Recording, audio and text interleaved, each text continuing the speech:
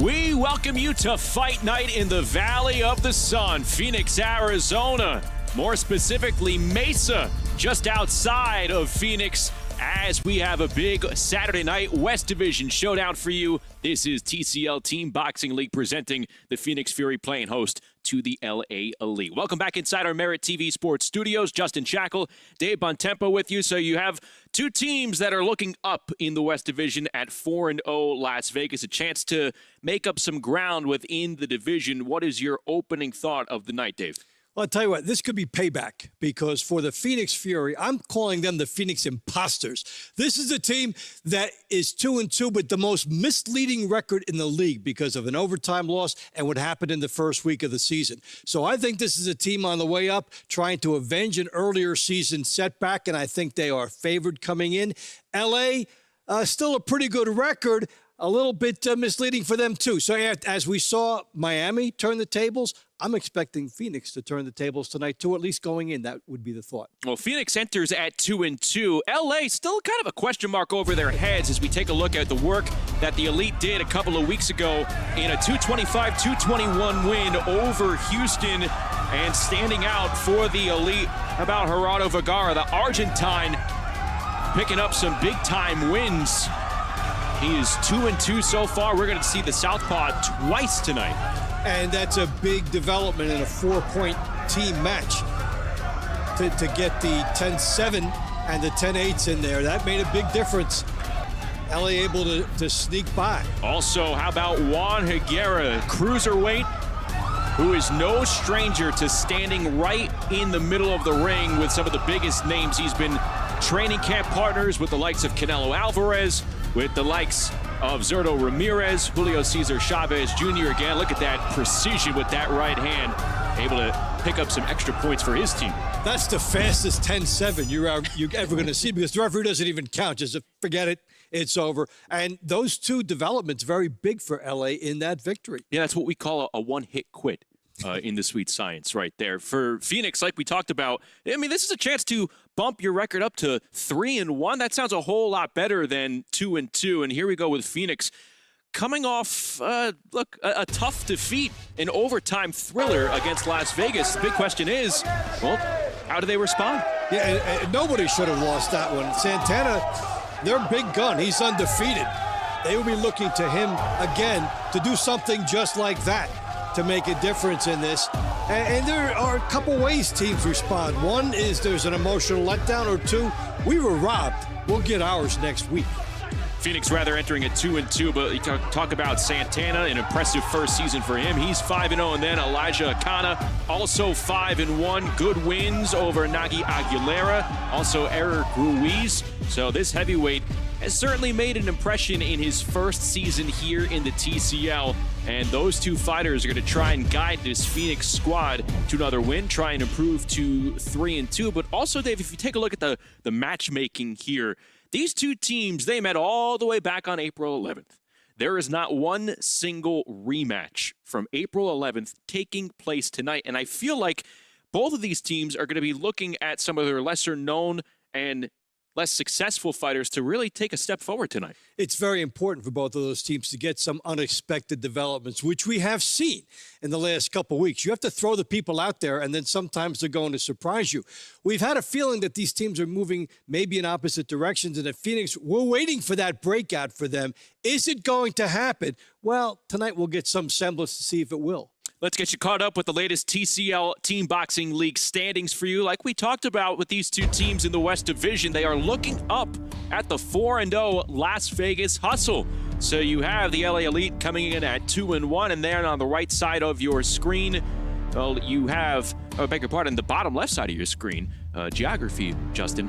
They Fury are 2-2, so they are bunched up together, and they are trying to make some headway, become the fifth team in TCL Team Boxing League to 3 wins. Hard to believe we are at just past the midway point of the TCL season here. And let's take a look at the Balance of Nature launch round fight card.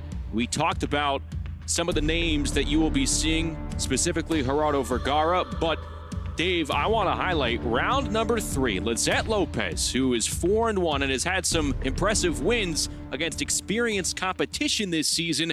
She's also a 20-plus win fighter in her career in the TCL. She's fighting twice tonight against a newcomer. We don't know enough about Tiara Brandt. We're going to obviously find out, but obviously the odds stacked in Lopez's favor here for LA. And a big opportunity for her team because they're looking at that as, at the minimum, 2 wins, but maybe a stoppage. You get a stoppage in the first time, you're going to get another one on the bottom end, make it a 4-pointer. So that's one where we're going to get an idea of the flavor of this match and where it's going. Lizette can give them a big lead, and that's a big opportunity for LA. And there's going to be a quick turnaround for those 2 fighters. They will start round 3, and then they will be coming up early on in the middle rounds. Let's go out to Mesa, Arizona. Let's catch up with a third member of our broadcast crew. It is the Boston Butcher's Amelia Moore joining us here. So, Amelia, Dave and I are talking about some of the fighters and fights in the launch round that we're eyeing. Who are some of the fighters that jump out to you in rounds 1 through 8 tonight? Yeah, hey guys, how are you doing tonight? It's gorgeous here. I would have to say that the beginning of this card is going to be crazy explosive. We've got Paige coming in with the first round. She's always super zesty. And then you guys already highlighted Lizette and Tiara, and I know that you said you didn't know much about Tiara. Lizette, I'm pretty sure she might be one of the that has the most, like the highest record as far as like rounds, compounded rounds through the TCL as a whole. I'm like, we got to find out who has the most because I think it's her. But Tiara is actually an Olympian, 24 Olympian in Muay Thai. So this is going to be really exciting because Lizette she's so great at being able to handle pressure, putting the pressure on, and having really good IQ. And now she's actually going to be in there with somebody who is really advanced and an elite athlete as well in combat sports. But you got to hand it to round number 2. I'm looking at Sean Brewer and Joseph Rivas, man. Joseph always brings the the heat. He's the comeback kid. I mean, he's been, 4 times now, the fight of the night, regardless of win or loss. And, I kind of feel like he has the spirit, as you were saying before, of what Phoenix represents.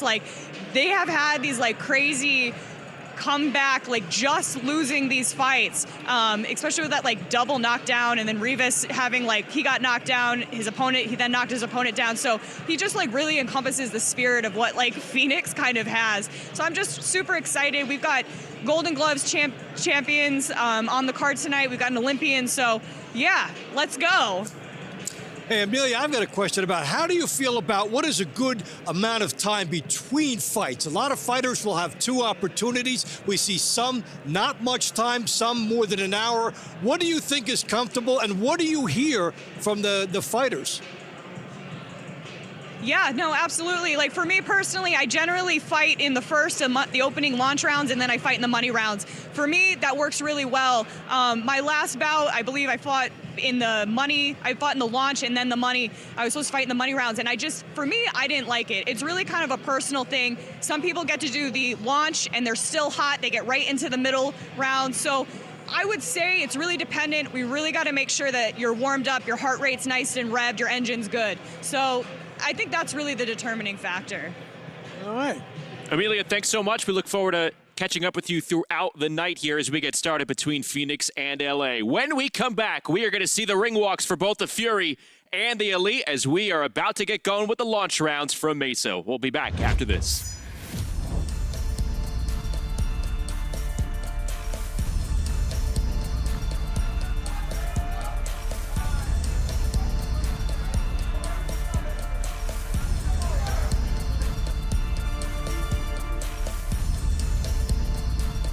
Gloves up, because the hits keep coming. And coming. Big shot, and it's over! And coming. Get ready for a 12-hour TCL takeover. Back-to-back encore fights. The best of TCL Season 3. Orta drop it, Orme! From the league that just don't quit. TCL Takeover. TCL Takeover. Tomorrow, starting at 3, only on Merit TV. I'll take Balance of Nature until the day I die. I really like the fact that Balance of Nature has the ingredients that I enjoy for my own physical benefit. You definitely notice a difference when you take it versus when you don't. It certainly makes me feel more alive. Get 35% off your first set as a preferred customer with free shipping and our money-back guarantee. Claim this offer by using discount code FIGHT. When it comes to family, I always do what's best. My parents taught me that. That's why I called A Place for Mom.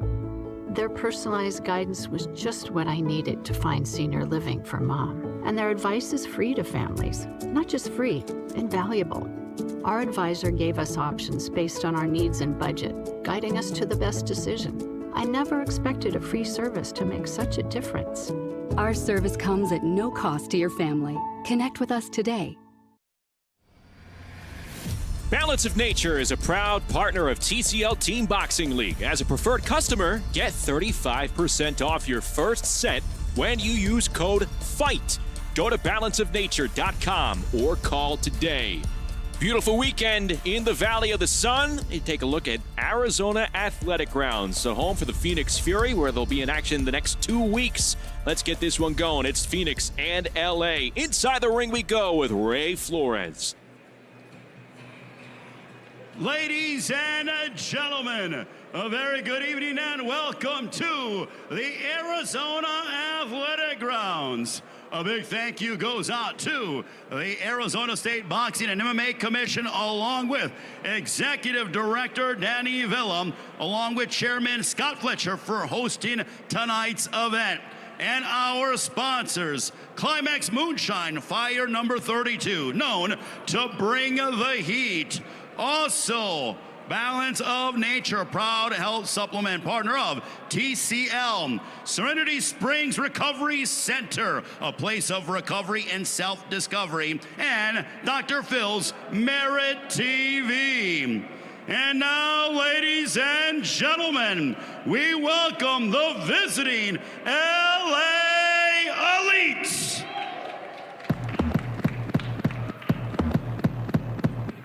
Yeah. The city is up in the madness. The people is giving the damage. They turn into animal savage. Serranos and hippos and mammoths. The hero is coming, I'm locked in. You know that I'm winning, I'm top 10. You know that I came from the dark pit. You want it, you get it, you drop dead. The rebel who came from the bottom. My enemies know that I got it. I'm planting my seeds in gardens, like watching them sprout and harvest. The greatest was always in my plans. Battle the kid is white flags. Not on my level where I stand. Got it, I'm shooting a hot hand. Out of the gym, I was locked out. I failed, the kid was a dropout. I changed the game and it's up now. The city, they need me, it's clear now. The people is giving the damage. The people is giving the... Sandman, I can tap dance through the energy blast. Run flat, never pop your orbit. I keep energy in storage. I see. And now your head coach for the LA Elite, Manny Robles. And now bantamweight, Eris Nestle Torres Castillo.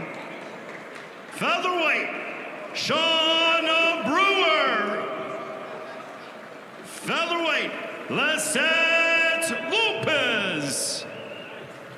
Lightweight, Daniel Morales. Welterweight, Samuel Valencia. Super welterweight, Jason Moreno. Middleweight, Gerardo Vergara. Heavyweight, Alexander Flores. Your lightweight, Diego the Ghost Dominguez. Welterweight, Oscar Enriquez. Your light heavyweight, Angel the Kid Lozano. And your cruiserweight is Juan Iguiray. Ladies and gentlemen, this is your LA Elite. And now we want to welcome the hometown Phoenix Fury. Sonny, man, let them know what it is. Hey, my boy. We're not here to blend in. We're here to stand out. Yeah, Phoenix, buddy. put your hands up. Hope you ready, cause we coming. Phoenix Fury, we ain't running. Lace them up, let's get the chunkin'. Not no pushing, not no shoving. We gon' show you how we coming. Let's get ready to fight. You know it's going down. I'm trying to knock out your lights and put you on the ground. Securing the dub, let's make AZ proud. And if you know, then you know, we ain't standing down. We jabbing, we hooking, we going round for round. See, led by Sonny and Joe, welcome to the town. Phoenix Fury is up next, we going pound for pound. Watch us turn up the heat, you in the valley now.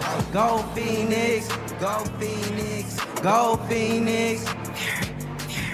Go Phoenix, go Phoenix, go Phoenix. Go Phoenix, go Phoenix. Let's go get out, Phoenix. Go Phoenix, go Phoenix, go Phoenix.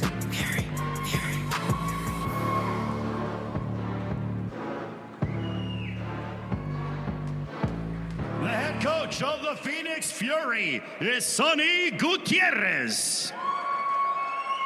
Bantamweight Paige Gilbert. Your featherweight, Joseph King Rivas. Featherweight, Tierra Brent. Lightweight, Ellen Medina. Welterweight, Joshua Rivas. Your super welterweight, Shaquille Felicia. Middleweight, DeAndre Dixie Animal Pettis. Heavyweight, Elijah War Chief Akana. Your lightweight is Abel Mendoza. Welterweight, Rahman Muhammad. Your light heavyweight, Reiko El Corojo Santana. And your cruiserweight, Charles CP the Champ Poo. And now, ladies and gentlemen, we ask that you all please rise as we will have the singing of our national anthem being performed tonight by Denijah James.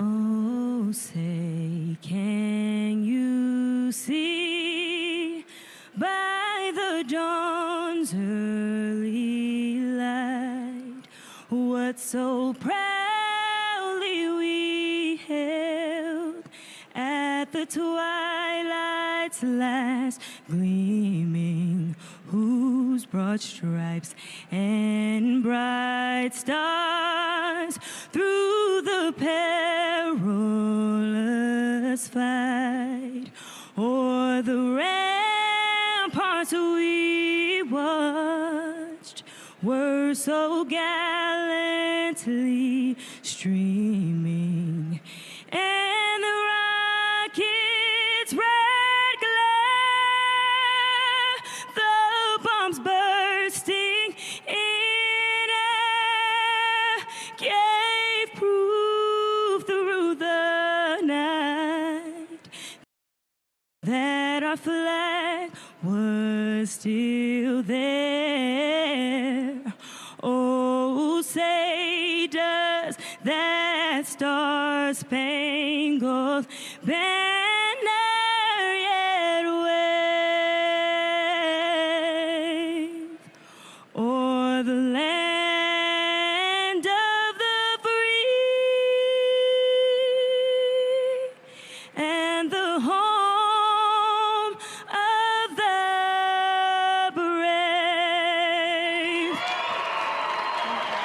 Wonderful job by Denijah James as we are about to get going here with the launch rounds at Arizona Athletic Grounds.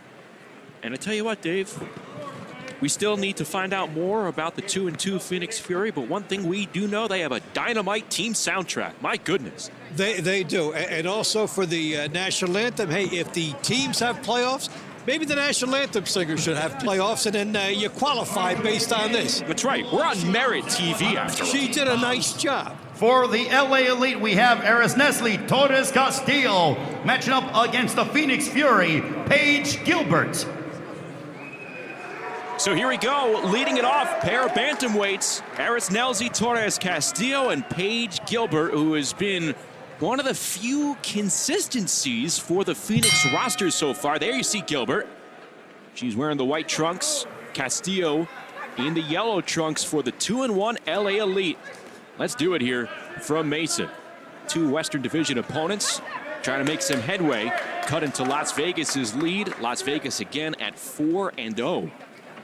Top team in TCL Team Boxing League. Here you see the individual records. Gilbert coming in at 2-2. Castillo looking for her first win.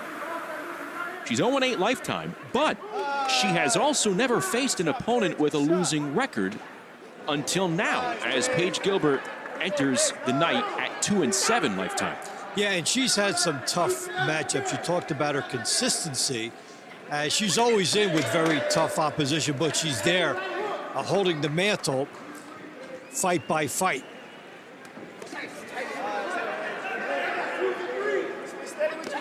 It's a good shot by Gilbert as her left hand opened up. She was able to fire it over the top of the right hand. Castillo just missing with a right hook.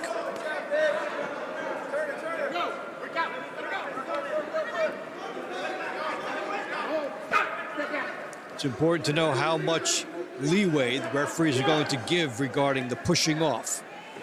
Good land. And now Gilbert charging in. Well, you showed one reason for her success and one reason why she was not able to follow that up, as the good left hand got in. But then she sprinted across the ring at her opponent, and she was not able to set down on her punches to follow it.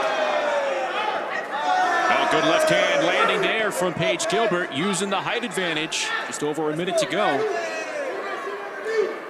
Now, if you're Gilbert, the way this left hand is coming in behind the jab, I don't think you need to be switching styles. You can stay as a lefty. It's effective for you. Right hook grazing the face of Nestle Castillo.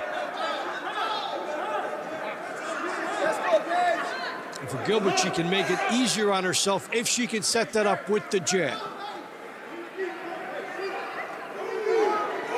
Another left hand backing up Castillo. Opportunity for Gilbert. Punches landing here in round number 1 for Paige Gilbert. Another smothering right hand by the Wyoming native.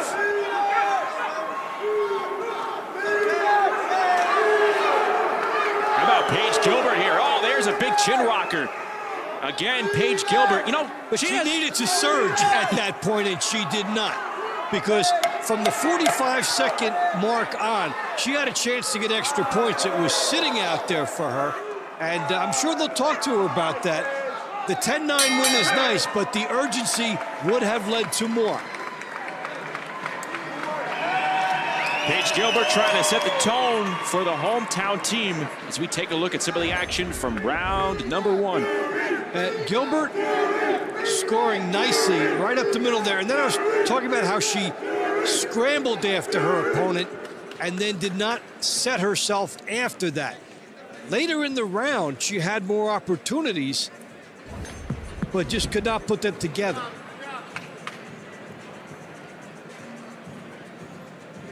We'll get the official scoring. Dave, check that out. That's a tattoo of Muhammad Ali on her right shoulder. Well, that's a great example to have. At times tonight, she did float like a butterfly.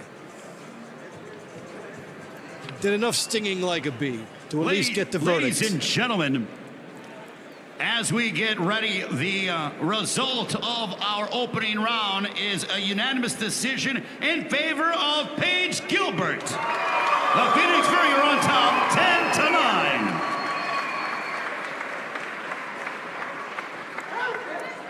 And now we get ready for round 2 at 126 pounds. It is brought to you by Climax Moonshine, fire number 32, known to bring the heat. For the LA Elite, we have Sean Brewer. For the Phoenix Fury, Joseph Rivas.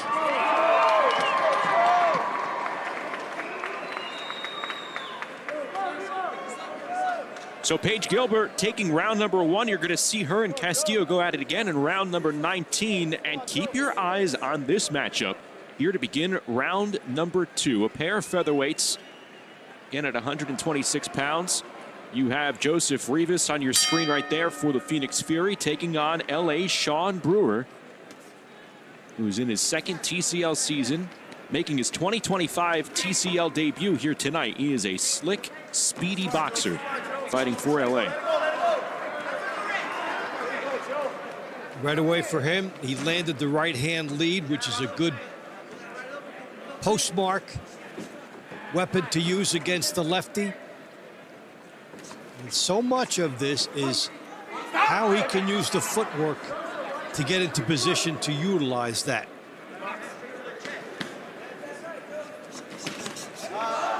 Rivas, meanwhile, coming off 2 split decision losses to Oswald Caballero back on May the 10th in that overtime thriller against Las Vegas.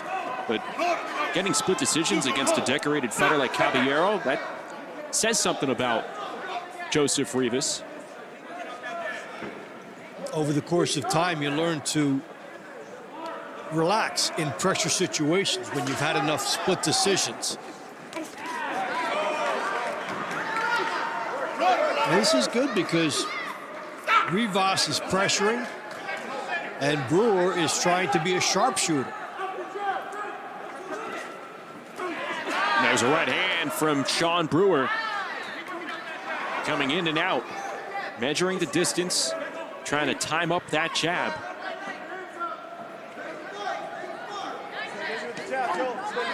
And for Brewer, he's just showing the jab here. It's a distraction until he gets closer. He's just making Rivas react to something so that Rivas can't set. And then Brewer gets him where he wants to and then throws that lead right hand. Rivas coming in with a left hand and a good counter shot and a series of counters by Sean Brewer. They both opted for that inside route, and there was a sweet uppercut by Brewer. You know, we don't see many uppercuts thrown in this league. When you do fire it, it's a huge, effective shot. It's the punch that fighters most often don't see coming. They don't, and you know, we see these opportunities when fighters have their chins extended, they can walk into it. We don't see many fighters trying to exploit that, but we did see Brewer try to do it there and succeed. Now, Brewer joined the league last season for Las Vegas, went 3-5 with 1 stoppage. It was pretty memorable because he found the camera right afterward and then struck a pose saying, hey, I told you I can do this. And here he showed off really nice boxing ability. We wonder if the judges are going to prefer the close-natured aggression of Joseph Rivas or the timely, measured approach from Sean Brewer. Here was Rivas forcing action on the inside. These are wide slapping shots, and there was possibly the best punch of the fight, the left uppercut by Brewer, and then he followed up. So that's the difference maker. He'll get his 10-9.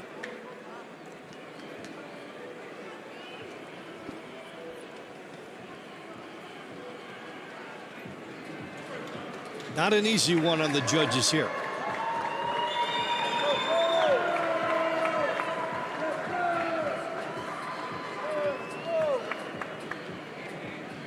Ladies and gentlemen, at the conclusion of the second round, the result, a unanimous decision in favor of the Phoenix Fury, Joseph Rivas. Phoenix leads 20-18. So a 10-9 for Joseph Rivas.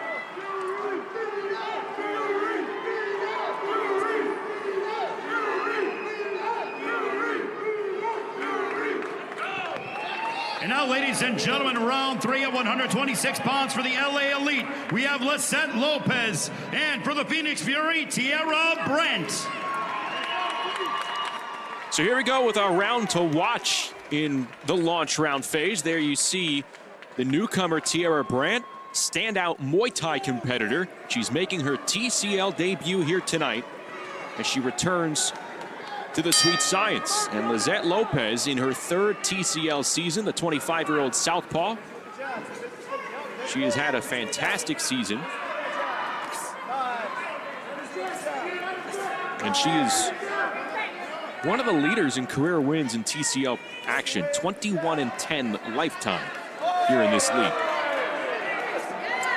Lopez getting good positioning. There's a sneaky uppercut fired by Brent.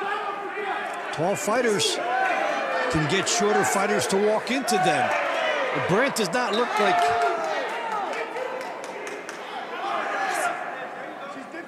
a newcomer. You can see the bounce in her step. It's almost like she has to tell herself, yeah, do not kick here. That's right. Leave those in the shed. Only 2 weapons. Lopez with a good 3-punch combo. Shot lands there from Tiara Brent.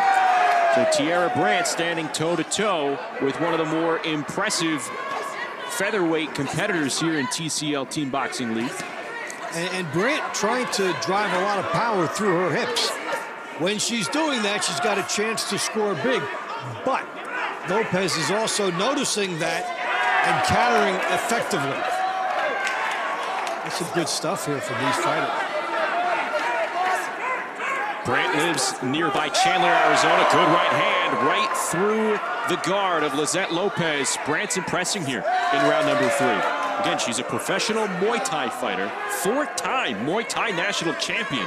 And as Amelia Moore stated before we got started, she was the female USA representative for the Muay Thai Paris 2024 Olympic Showcase.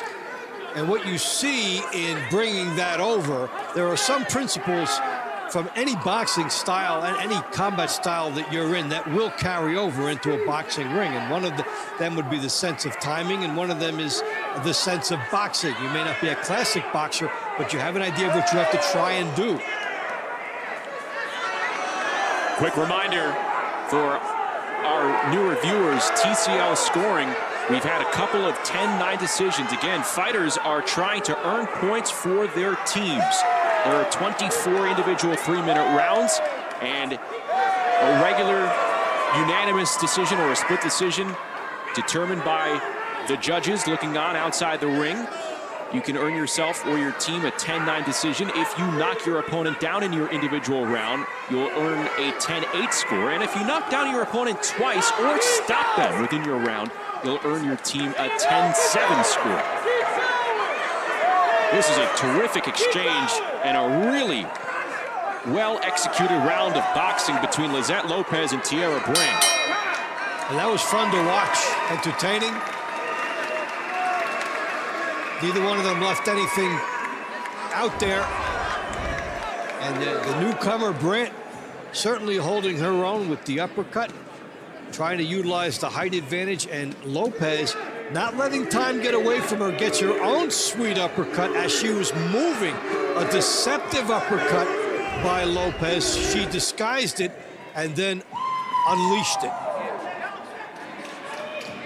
So we await the decision between these two, who we'll see rather quickly. They'll kick off the middle rounds, round number 9. I like the fact they tried so many things in this fight. Ladies and gentlemen, at the conclusion of the 3rd round, we have a unanimous decision in favor of the LA Elites, Lisette Lopez. The score now, Phoenix 29, LA 28. So a 1-point lead for Phoenix as Lisette Lopez gets LA on the board. Let's go to ringside where Amelia is standing by with Phoenix welterweight Rahman Mohammed. Let's go, Medina. How you doing, guys? We're down ringside. I'm here with Rahman. just want to talk about your background, my friend. Super young. He was a 2-time youth world Muay Thai champion. Am I correct? Please tell me, why did you choose TCL to make your transition into the pros? Truth be told, I was going to make my debut before the season, but I really looked into TCL and saw what you guys had going on. And I just think it's a really good opportunity for people who are coming up in the pros to make some good money, but also get some good experience under the lights. So it was a no-brainer for me. I love that. I love that. And so when you go to World Championships, you have this opportunity to have exposure with the team aspect. How do you feel I always feel like people ask me the same thing with the Team USA. How does that translate to being here? Do you feel like the Phoenix Fury has way, way more team camaraderie than that? I think every team has its own little thing, so every team has its own little form of camaraderie. But I do love what we got going on over here in Phoenix, and I do want to say it's one of a kind for sure. If you guys are out here watching us night after night, you'll know for sure. Our camaraderie is a little different, You can even tell with the crowd. It's absolutely amazing.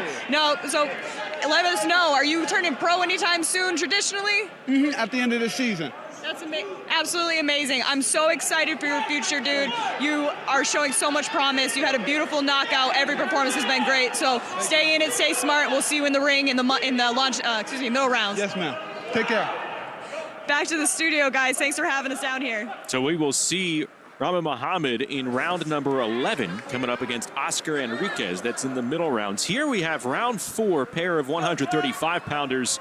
Daniel Morales for LA in the gold trunks, and Alan Medina, a 3-year veteran, fighting in the white trunks for Phoenix. And Daniel Morales is going for a 9th consecutive win dating back to last season here in the TCL. That adds up in a fighter's mind. You bring more out there with you. You've got a streak to protect. You've got some pedigree. You've got some strut. And all of that is needed because this is like the other fights. Excellent. Back and forth. And this is now about positioning once it's lefty versus lefty. They are mirror image styles. So who can find the angle with the footwork? Pick it up. Hey, Judge, pick it up. You got a short time. Let's go. Less than 40 seconds to go here in round number 4. See Medina working, the 25-year-old southpaw. Staying in the middle of the ring. These two will be in action later on in the money rounds against different opponents. We'll see Daniel Morales back in round 22 as he takes on Abel Mendoza. And Alan Medina will be finishing it off here. He'll be in round 24 against LA's standout Diego Dominguez. I think you have to love pressure to accept the final slot in the money rounds.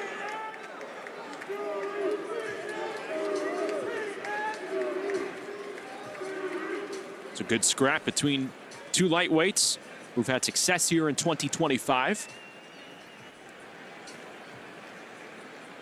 Again, they'll go their separate ways in the money rounds.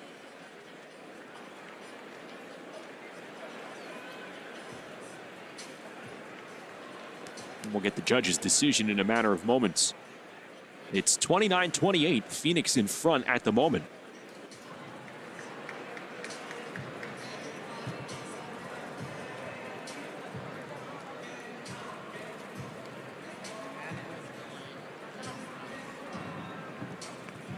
Ladies and gentlemen, the result for round number 4.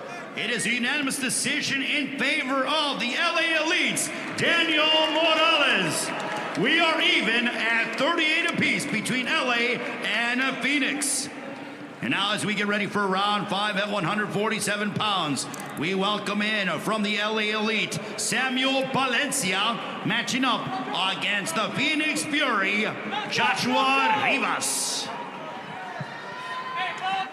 So it's a pair of newcomers to TCL Team Boxing League. Both Samuel Palencia and Joshua Rivas are making their debuts against one another. Well, that's a coaching matchup saying, hey, I'll put my newbie in against their newbie, and we'll see where it goes. And this is part of the story of the league. When it's opening night, you're not in the lineup, and you have to work your way there, convince the coaches that you belong in the lineup. And now these fighters have done that. These are two young fighters competing at 147 pounds. Palencia in the gold trunks, 21 years of age. He's gone 1-4 in regular boxing. Rivas has yet to have a traditional boxing match, so this, Dave, is also his pro debut. Yeah, and the big thing to try and conquer, not only all the stylistic scenarios, but the butterflies when you haven't been out there.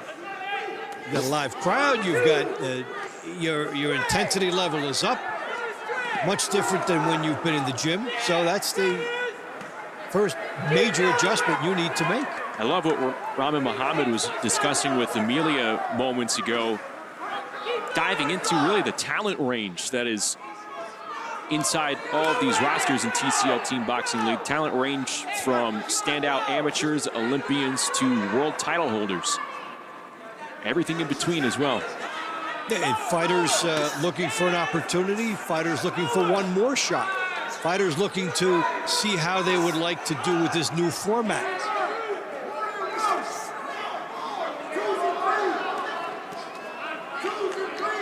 And you have to learn to fight a different way when you come into here. It sounds great. Oh, I'll just go out and right to the wall, one round, let it all hang out.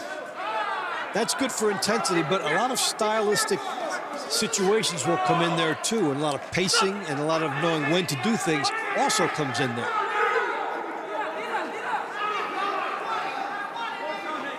Under a minute to go here in round 5 between Palencia and Rivas. Which fighter will be able to earn their team some points here and break a 38-38 tie? And this has been back and forth. Each fighter gets about maybe 10 seconds of control, and then it's the other fighter's turn.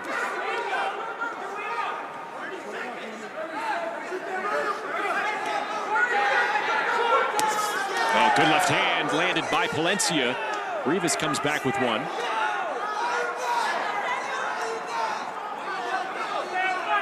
That was a definitive left hook to the body by Rivas.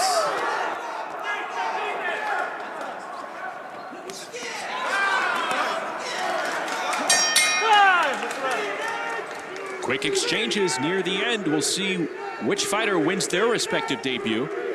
Take a look at the action from this round in the early stages between Rivas and Palencia. They opened it up right away. That was the first big right hand attempted by Palencia. And over the course of the round, he got more accurate and landed a very good left hook at the end, but we'll see.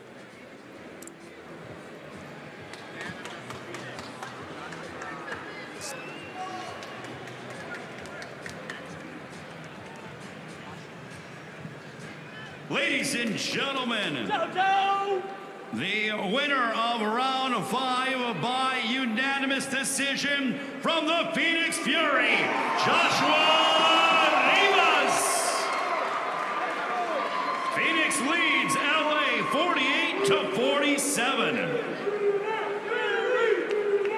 This next round is brought to you by Serenity Springs Recovery Center, a place of recovery and self-discovery. Representing the LA Elite at 154 pounds, it is Jason Moreno. And for the Phoenix Fury, we have Shaquille Felicia. So here we go, 3 minutes at 154 pounds, a pair of junior middleweights. Jason Moreno in the gold trunks for the LA Elite, who are trying to improve to 3-1. Shaquille Felicia, meanwhile, for Phoenix, his first TCL season, 33 years of age, originally from Alaska. Now lives and trains here in Phoenix. He's trying to snap a 3-round losing skid.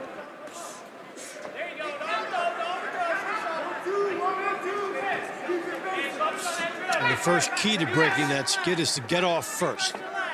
Get moving with the jab, then move. Then get you right back into a good competitive situation. But he is keeping that left hand low, and when he goes to jab, he drops the shoulder. Could be vulnerable if his opponent can time that.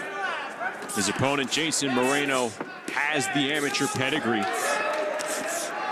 Making his 2025 debut after going 1-4 in his first TCL season. He's 24 years of age. Born in Newark, New Jersey, lives in Philly. He's hooked on here with LA. He is 5-0 in regular boxing after turning pro early last year. Won his most recent fight on April 26th. But he fought at the amateur level in New Jersey, won the Golden Glove State Tournament there. National championship in 2022, qualified for the Olympic trials. Jason the Don Moreno beginning his season here for LA. And you're going to start to see this here past the midway point. Some rosters are going to turn over. They're going to be newcomers. People are going to go. It's going to get really interesting as we approach the postseason. See some fighters changing teams and looking for, it'd be like the waiver wire or another sport. Yeah. You bring it in.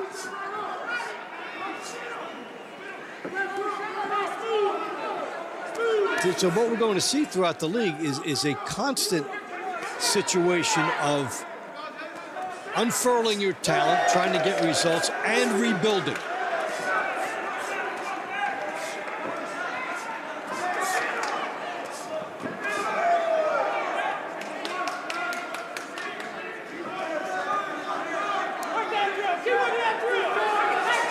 The referee letting these two work out of it for most of this round. If you have one hand free, they will often let you settle it yourselves. If you don't have one hand free, you'll see that.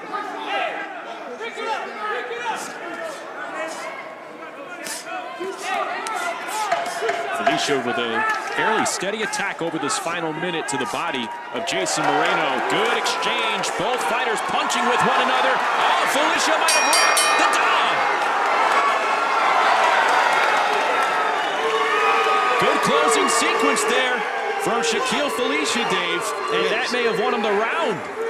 Yeah, that was up for grabs the whole time as they were back and forth. And all of a sudden, as he's backing up, the first one lands. See, he's backing up. He's off the wrong foot, but then he jumps right back in, sensing an opportunity. And that is an excellent presentation to leave with the judges. To do something like that in the final few seconds is kind of what you dream about. Ladies and gentlemen, the winner of round 6 by unanimous decision, the Phoenix Fury, Shaquille Felicia. Phoenix leads LA 58-56. Now we get ready for round 7 at 160 pounds.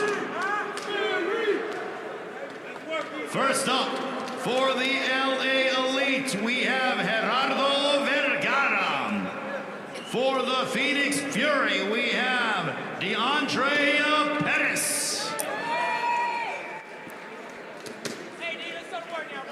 So Felicia picks up the 10-9 decision over Jason Moreno. Now we have a couple of middleweights going at it. DeAndre Pettis for Phoenix, Gerardo Vergara for LA. But those final few seconds right there, it's a prime example of how precious those closing seconds could be in the eyes of the judges. And Amelia, from a fighter's perspective, I know in traditional boxing, you go round by round. Yeah, it matters when you're trying to bank some rounds. But in this 3-minute window, how valuable are those closing moments?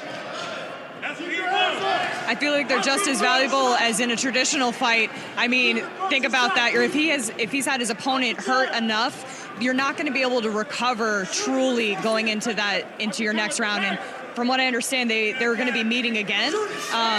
It's crazy. The energy on this side is bananas.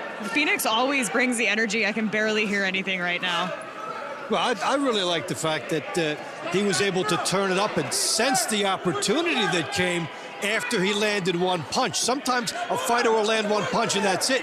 But he had the opportunity and then followed up, and that was the big thing with the judges. Absolutely, being able to steal that round in those final moments, you know, especially when you're feeling it out. There may be a little bit of wish-washy, and being able to actually really close out the round to be able to secure that. And not only that, but potentially, you know, being able to secure the next round because the opponent's not going to be able to come back. We had some big shots down here right now. Yeah, this is a really entertaining first half of this round between Vergara, who you see in the gold trunks, and Pettis in the white trunks for Phoenix. Pettis landing that uppercut. A valuable weapon, something we'd like to see more of. Fighters trying it, and he sneaks it in behind the jab. I mean, what's the best way to disguise an uppercut? I mean, it really kind of depends. If you're on the inside, you can. If you're on the outside, feigning that, being able to look high. But DeAndre's doing a really great job just sitting him. He's sitting in the pocket. He is taking a little damage, but he's firing off. So, I mean, it makes me nervous to be staying on that line. I wish he would get off the line a little bit more, but man, they are just trading right now, back and forth, back and forth. Yeah, Pettis willing to withstand the potential punishment handed out by Vergara as he searches for his 4th straight win here. This has been arguably the most entertaining round from a pure boxing standpoint. Another right hand brushes back Vergara. Pettis with some heavy hands here in the 7th round. Yeah, we saw it with the uppercut. He's been able to walk in. He hasn't really had to pay much of a price to get inside. And these two fighters have taken a straight line right to each other. Yeah, you're not seeing many angles from the two of them right now. Yeah, in fact, Vergara chose the ropes. Good scrap in round 7. We'll see it again in round 13. That was Vergara. Got some good work done even while he was against the ropes. And then there was the uppercut coming from Pettis, which was one of his signature shots in this battle. I wonder if we'll see a continuation or some adjustments as they meet up in round 13. I think for this, they might just start off where they left off. That's what I'm hoping for. Yeah, I think so. They'll both be happy about a lot of things they did.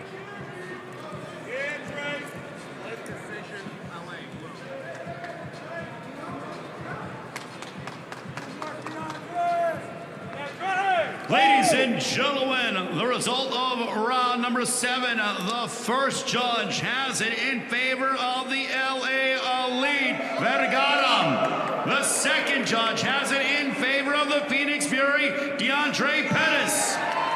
And the third and final judge has it in favor of your winner by split decision, the LA Elite, Gerardo Vergara. The Phoenix Fury leads 67-66 over the LA Elite. And now as we get ready for round 8, it is in the heavyweight division. First up for the LA Elite, we have Alexander Flores. For the Phoenix Fury, we have Elijah Akana. So a split decision in round number 7. Vergara edges Pettis 10-9. And that is one to circle there. Again, they'll meet around again in round 13. Here we close out the launch rounds, which have been really entertaining. Pair of heavyweights going at it. Alexander Flores for the LA Elite, and for the Phoenix Fury, it is Elijah Akana, who's had a very nice 2025 season so far, off to a 5-1 start. Wall to wall from the start, I would say this is one of the better, not one of the best launch rounds, top to bottom, that we've had this year. Some good quickness from the heavyweight Akana there with that right hand.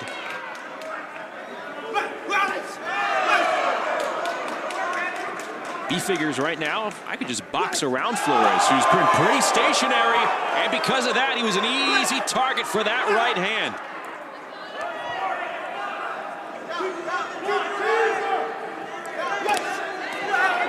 Flores competed on April 6th for LA. He's been out of action ever since. 6'4", 34-year-old. And you just see the quickness of Akana. Flores has yet to get going here out of the game. Well, Akana can use the angles. He always has to be punching when he's stepping so that he doesn't stop and become a stationary target. And if Flores, having had the layoff, you could see a little bit of ring rust in terms of the timing. And Flores is trying to load up one big shot.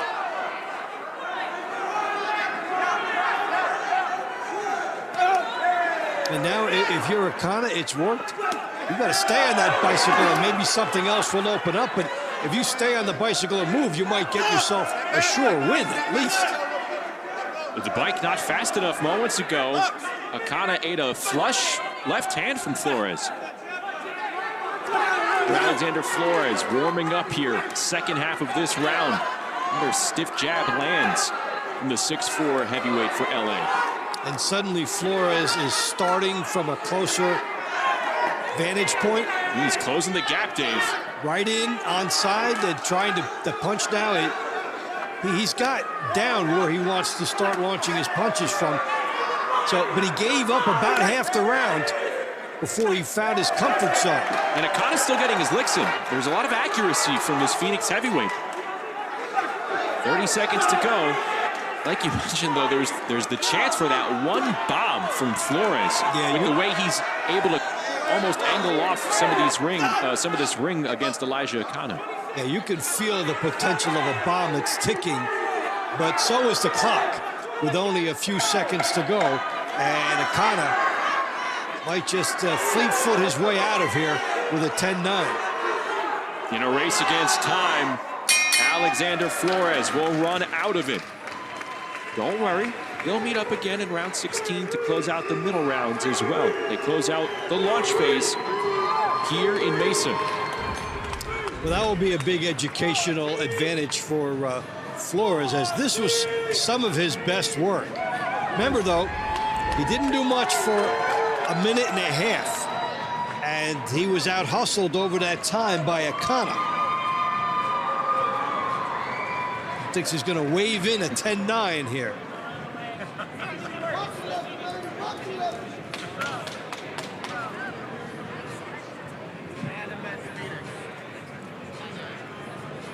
Ladies and gentlemen, the winner of the 8th round by unanimous decision, the Phoenix Fury, Elijah Akana.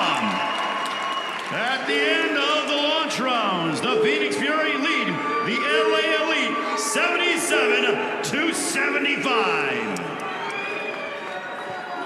Elijah Akana scores the 10-9 regular decision at the end of the first 8 rounds. It's a 2-point advantage for Phoenix, 77-75. We're back with more TCL Team Boxing League action right after this.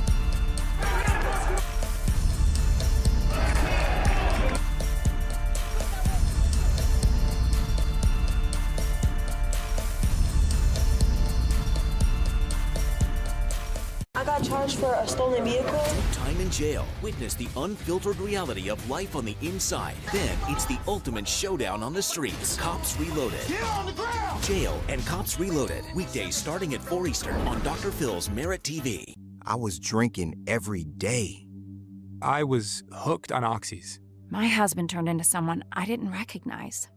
The addiction crisis. Worse than a pandemic, we have a growing epidemic. There are approximately 20 alcohol and drug-related deaths per hour every single day. Addiction is a disease. Like any other disease, it may have serious harmful effects and may lead to death if left untreated. Introducing Serenity Springs Recovery Center, a place of recovery and rediscovery. We understand the unique challenges men face in their journey to recovery. Set on 38 private acres, our state-of-the-art facility offers a safe, supportive environment for healing and growth. Our team of dedicated professionals specializes in evidence-based treatment, providing our patients with the tools to overcome addiction and achieve long-term sobriety. If you or a loved one needs to make a change, call us today at 386-423-4540 or visit us online at serenityspringsrecovery.com and reclaim your life. You were tortured as a child. My mother taught me how to be a very good liar without any conscience. This was a homicide masquerading as a suicide.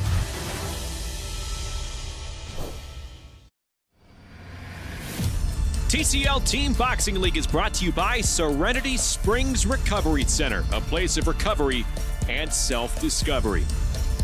And of the first 8 rounds in Mesa, Arizona, the Phoenix Fury with a 77-75 lead over LA. Justin Shackle, Dave Bontempo with you, so 8 rounds in the books.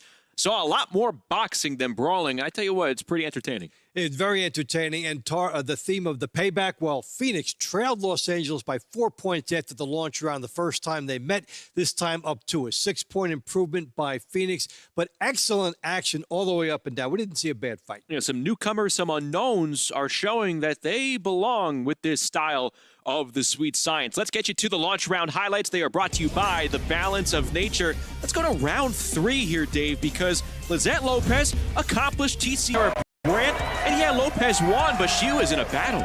She was extended, and the thing you have against the newcomer would be, well, does Lopez have an opportunity to get multiple points? No, she was all out to get to 10-9, as Brandt was very solid. We're going to see them open up the middle rounds with round 9. Then here in round 5, again, a pair of debuts.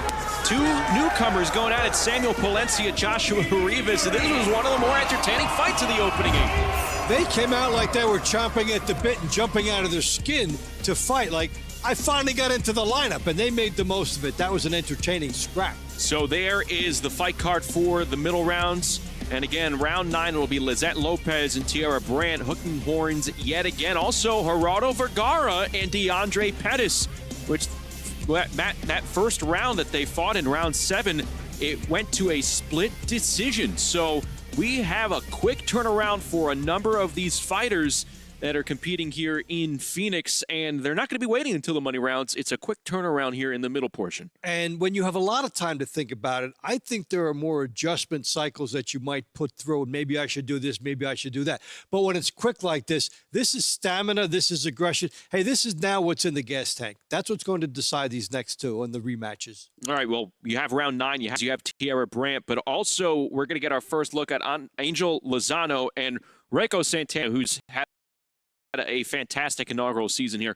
5-0 fighter. They're trying to make their mark here in the middle rounds. Yes, and some of the better fighters down to the bottom. So I'm interested to see what Santana's going to do, because he's been a bellwether. Still to come, we'll see those fighters. Diego Dominguez has yet to fight. We'll see him near the end of the middle rounds. He's saved for the money rounds as well. Let's get the action started again. Round number 9. Back to Mesa we go with Ray Flores. Ladies and gentlemen, it is now time to begin the middle rounds. We start off at 126 pounds as we welcome from the LA of Lizette Lopez. For the Phoenix Fury, we have Tiara Brandt.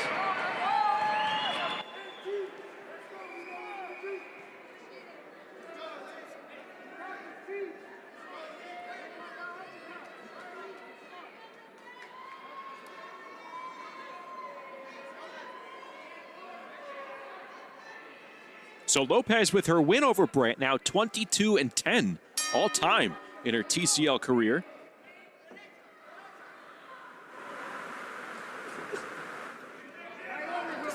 We'll see Brandt on the outside, hoping that she can get Lopez to walk into one of her power shots.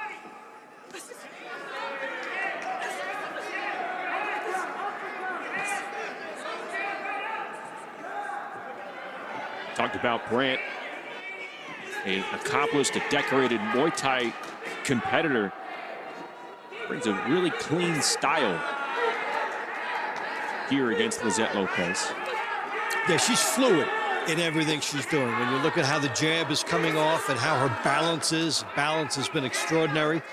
And Lopez is showing good technique against that, as what she's doing is moving to the side and then darting straight at the taller fighter. There are a few different ways to... Oh, she got caught! The chin turn! The Muay Thai champ able to catch the 2-time TCL All-Star. And we have ourselves a round, folks. What can Tierra Brandt do to possibly earn her team some extra points? Lopez was walking in so many different ways, but you're always vulnerable with the different ways you have to come in. And the bomb got dropped.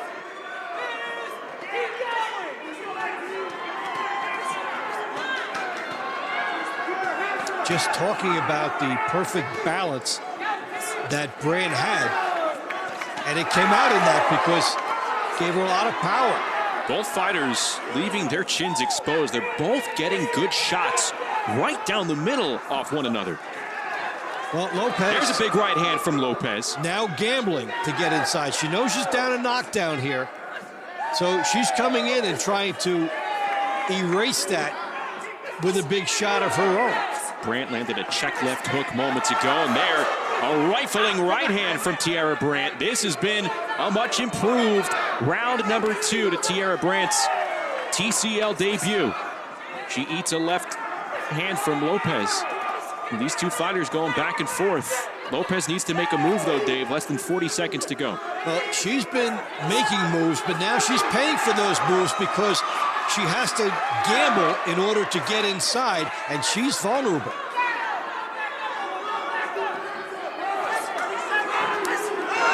Big right hand landed by Lopez. These are some good shots from the LA native. Brandt could have taken this time to move laterally and protect that 10-8, but she stands and slugs. A very even round number 9, separated by the knockdown by Tierra Brandt. Well, I was talking about how Lopez has all these different ways to come in, but eventually, if you get turned, you could get burned. Looked like that also landed on the shoulder, not straight square on the chin. Take another look at it. Then she comes back with the straight left hand of her own, doing all the gambling. That was a nice right hook by Lopez. Ladies and gentlemen, the winner of round 9 by unanimous decision, 10-8, the Phoenix Fury, Tierra Brandt.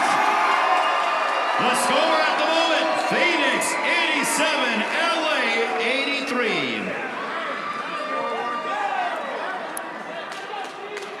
Our next round is being brought to you by Climax Moonshine Fire number 32, known to bring the heat. Now we get ready for the lightweight division.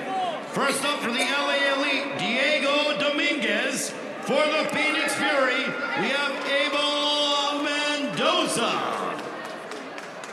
So these two 135-pounders going at it. Diego Dominguez, Abel Mendoza in round 10. But I tell you what, Dave, round 9, that is a tough 10-8 decision to take if you're Lizette Lopez and LA.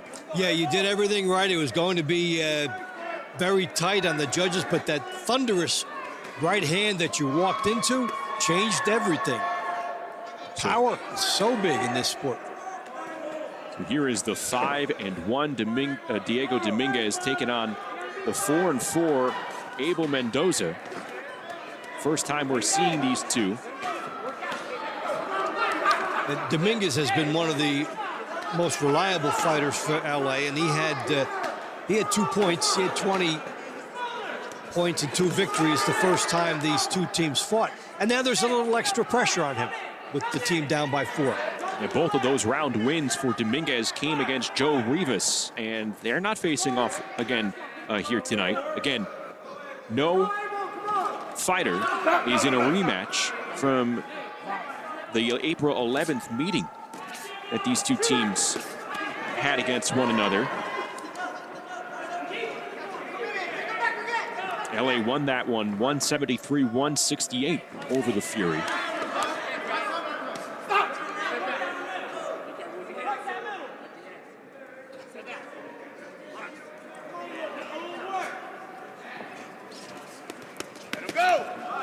Dominguez has been the one getting off first with his jab and then able to catch the tie-up on the way back. Good exchange from Abel Mendoza.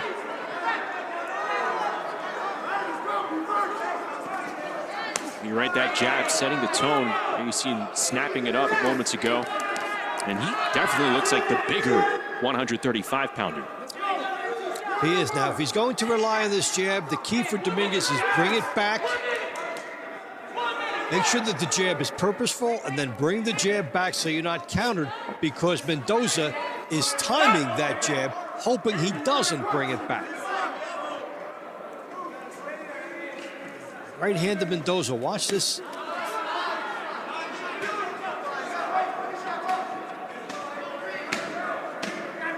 And that right hand locked and loaded, ready to explode if Diego Dominguez gives Mendoza an opening. 30 seconds to go here in the 10th round. It's a 4-point Phoenix lead. And Mendoza walked into a right hook by Dominguez.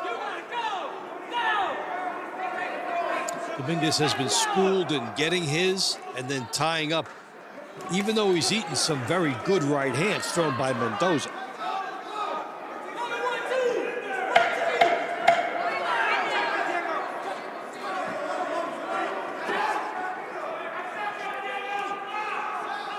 Well, Diego Dominguez is going to close out the night in round 24 against Alan Medina, who we saw in the launch rounds take a 10-9 loss to Daniel Morales. So different opponent. That's a good fight that we just saw between Dominguez and Mendoza.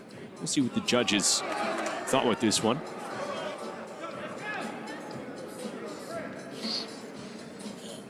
Dominguez could turn it back to a three-pointer.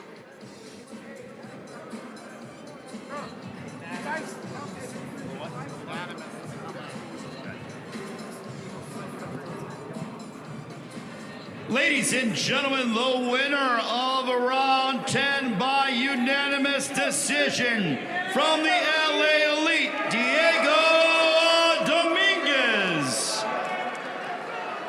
Your score now, the Phoenix Fury 95, the LA Elite 93.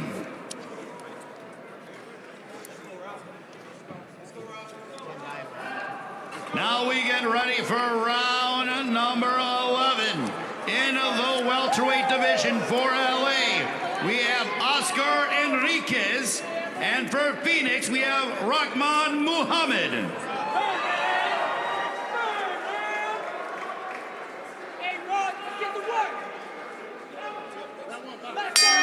Here we go with round number 11. Again, first look between Oscar Enriquez and Rahman Muhammad, who you saw earlier, talking with Amelia Moore, two welterweights in round number 11. Enriquez in the gold trunks, Muhammad in the white for Phoenix. 4-1 season for Muhammad. 24 years of age. This is his first season.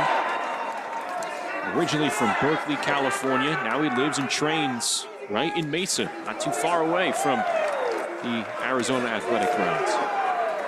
Good body shot from Muhammad, which he was able to shield by the theatrics with his jab. Even though he didn't throw the jab, he showed it enough that it gave him enough cover to fire that left hook. Enriquez made his TCL debut 2 weeks ago. He lost a round each to James Earl and Todd Manuel. He's just 18 years of age. Originally from Zacatecas, Mexico, now lives and trains in Riverside, just outside LA. There's a nice right hand by Muhammad, utilizing his height, reach, and power through the hips.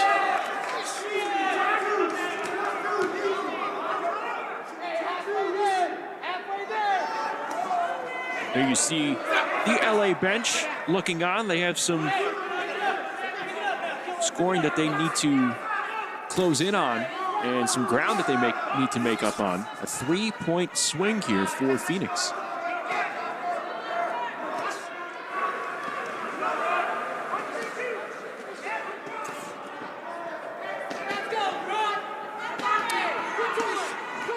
Good right hand again by Muhammad, and he's been able to force his opponent to move, really when he's not comfortable moving, just by attacking and showing different looks even if he's not using them.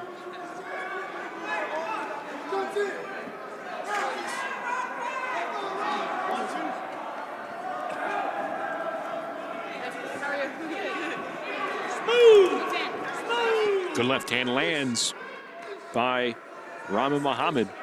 And he's using that big time reach. There he pumps a left hand to the body. Just some good work in the final minute from Rahman Muhammad. Best thing for him tonight is that he has not been predictable. You see him load up with the left hand to the body off of a certain look. Then you'll see him throw an unconventional right hand looping over the top from a stance you don't think he'll do it. And the end result is that he's been able to hit and not get hit. One last one for good measure. Rahman Muhammad, fluid, rhythmic, looking sharp. We'll see these two open up the money rounds as well. Muhammad looked to be in control here in round 11.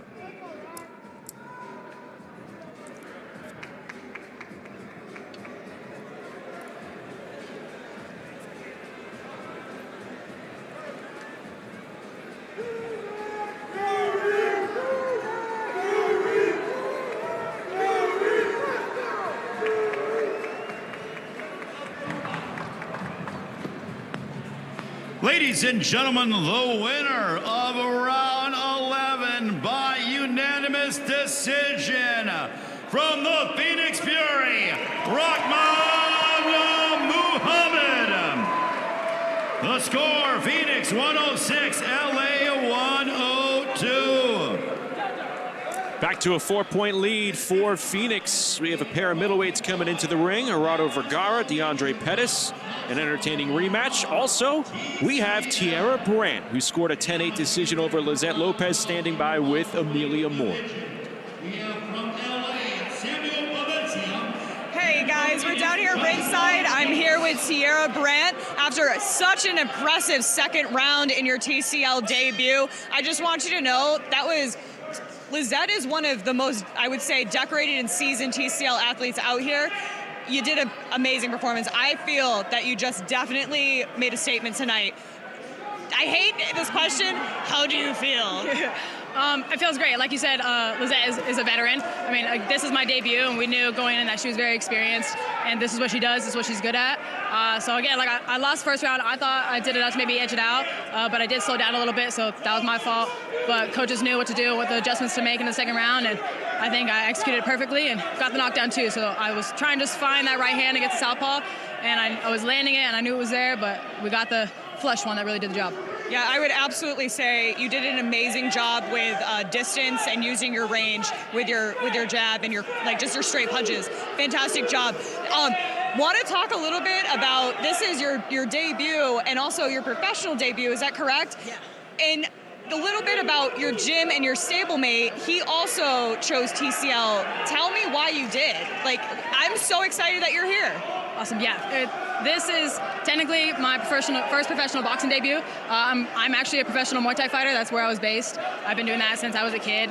I did box a little bit in the amateurs just to stay active and to get fights. I love to fight, so I'll do whatever I can to get back in the ring.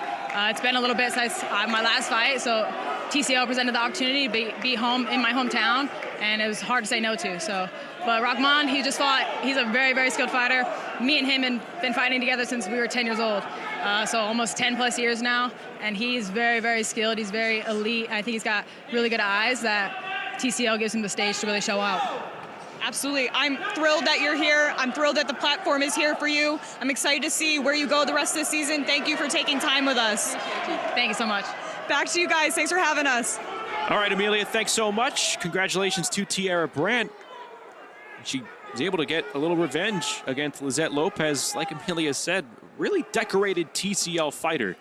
And Brandt makes her mark in her TCL debut. She got her to turn, that landed the one definitive shot, the one she'd been looking at the entire time, and she was patient enough to stay with it, got it. It was a definitive moment in this entire match, which Phoenix now is trying to win. There's a big right hand landed by Samuel Palencia. Two other TCL newcomers in their second battle of the night. Round number 12 here between Rivas and Palencia. This one was very close in round number 5. Rivas edged out a 10-9 decision over Palencia.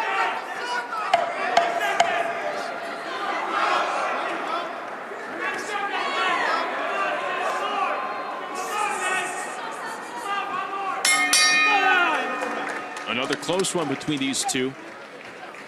We'll take a look at some of the action from round number 12. And there is Valencia doing some excellent work there against Rivas. He had good balance in this fight and able to elude the counters. The judges may say, I love LA.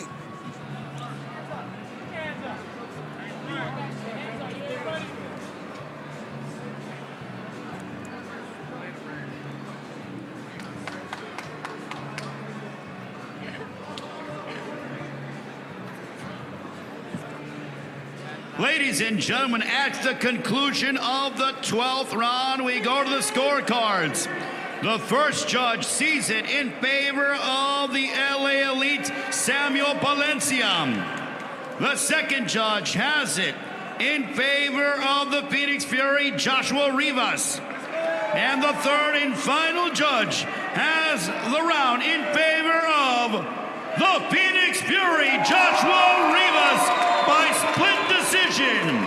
The score, Phoenix 116, LA 111.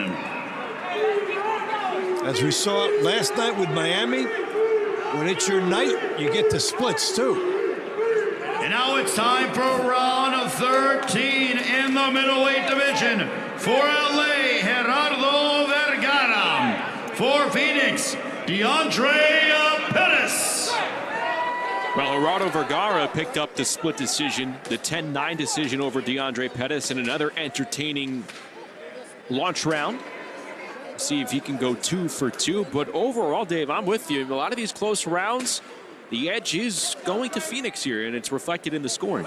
Yeah, they've got this lead. They're winning these tight ones, and also the big development with the 10-8 earlier in this round. Well, here's Vergara.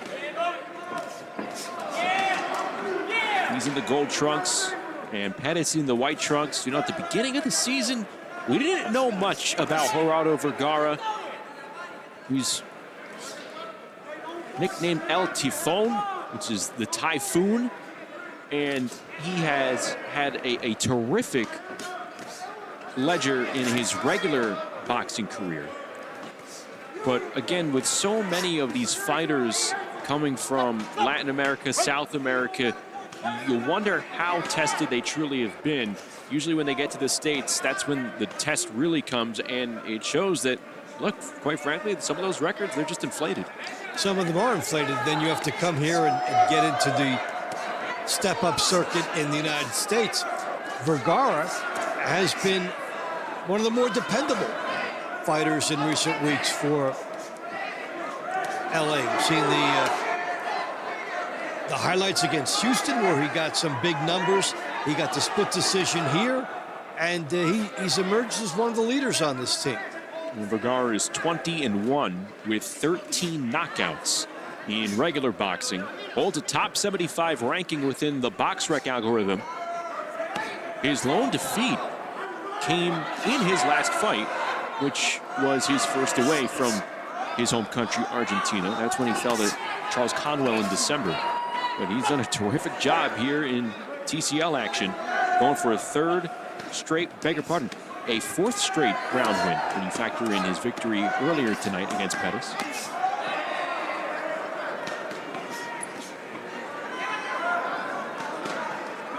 And throughout this competition, we're seeing very little downtime. Fighters are getting right to it, and if they try one strategy and it doesn't work, they're going off with another one. And we're seeing some seasoned work here, like Vergara, throw 5 punches, stop. That's actually a good technique to capture the most you can from the judges. If you throw 8, you might get credit for many of them, but not all. Throw 5, get the credit, back up, try to throw 5 more. That was a quality sequence along the ropes moments ago from Gerardo Vergara. Now Pettis trying to return the favor. Inside 15 seconds to go in the 13th round.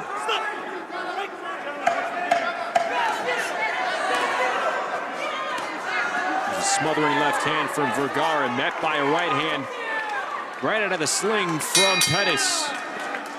LA has only won 1 round since Vergara took that split decision way back in round number 7. Try to get another one here. Good action at the end of the round. Vergara fighting effectively off the ropes. There's a nice uppercut. First one blocked, so he goes around the guard and lands a left hand, maintaining his posture while he did it. He did not have to reset. Good professionalism here by Vergara, pushing him off to get some range. And this is what I'm talking about. Throw 5, back up, so that maybe you get credit for 2 sequences in a row. Ladies and gentlemen, the winner of round 13 by unanimous decision, the LA Elite, Gerardo Vergara. Your score, Phoenix 125, LA 121. This next round is brought to you by Serenity Springs Recovery Center, a place of recovery and self-discovery. And now we have in the light heavyweight division for round 14, for LA, Angel Lozano. For Phoenix, Raiko Santana.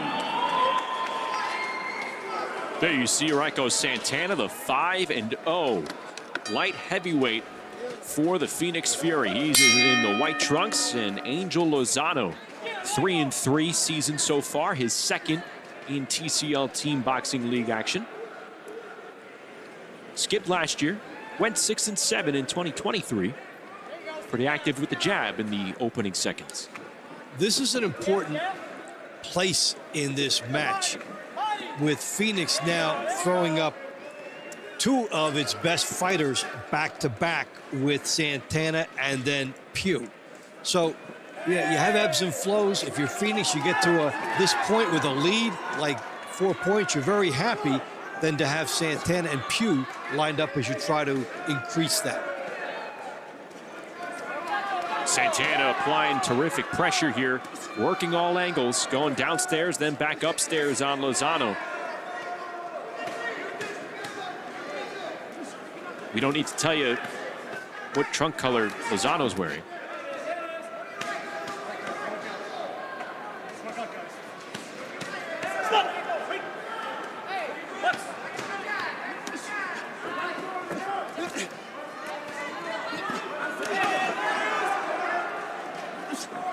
We're going to see these two in the money rounds. They'll face off in round 21. Seeing them for the first time tonight in round number 14. Again, no wasted time. Both fighters going after it. Santana pressuring, and Lozano trying for punching room, hoping to catch Santana walking into one. Glad to have you with us here in the middle rounds of our Saturday night action from Phoenix, Arizona at the Arizona Athletic Grounds. Justin Shackle, Dave Bontempo, Amelia Moore with you. 125-121. Phoenix with a 4-point edge as it looks to improve to 3-2 here in the 2025 TCL season. And then when you start to have fun with the mat, if you're Phoenix having your 2 best fighters back-to-back here, if you win 2 of the last 3 without even any extracurricular points, you could exit with a 5-point lead going into the money rounds, which would be substantial. So this is a very big mini juncture within the middle rounds.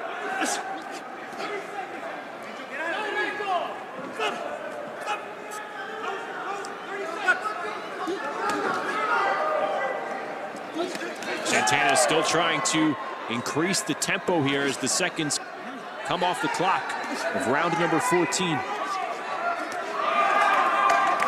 Really like the pressure that you're seeing from this 31-year-old Cuban, smothering his opponent at times. It was a good round from Raiko Santana. Take a look at the closing moments of round 14. It was definitive here as he scores with the uppercut, goes over the top of his opponent, and the hand speed and his positioning, balance, all coming together. See it there. Some power driving through the hips and punches so quickly that Lozano can't come back at him.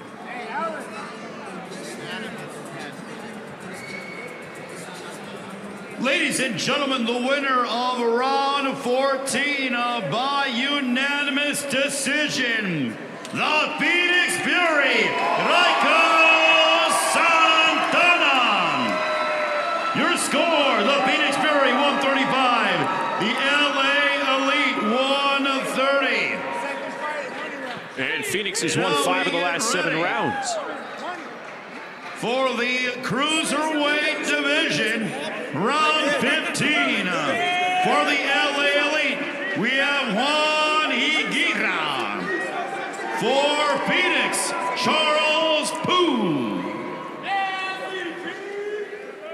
Cruiserweight action in round 15. There you see Charles Pugh. It's his first TCL season. Coming along very nicely. Pugh's now 7-1.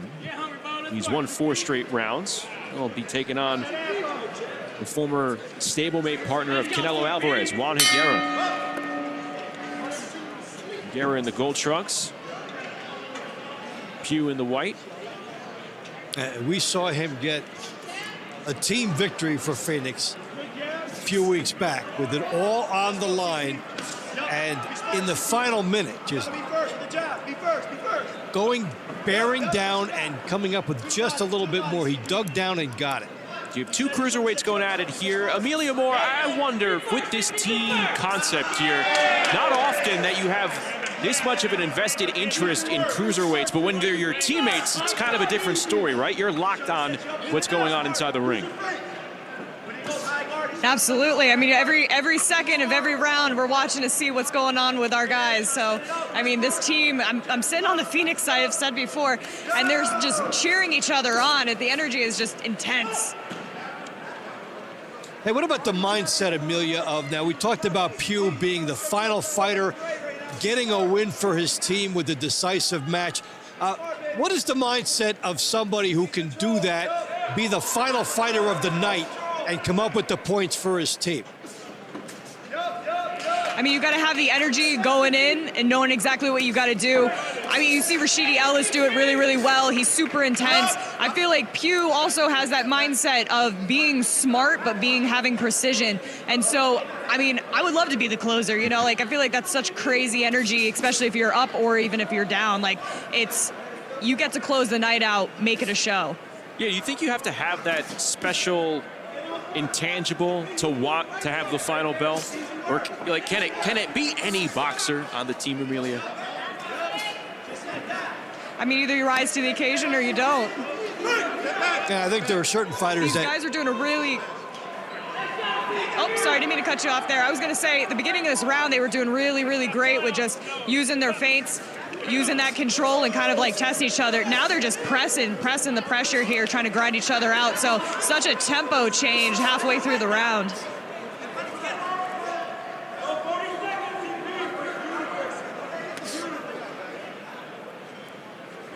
This is a matter of being able to fight inside, and each referee has a different tolerance level as to how much they'll allow before they break the fighters.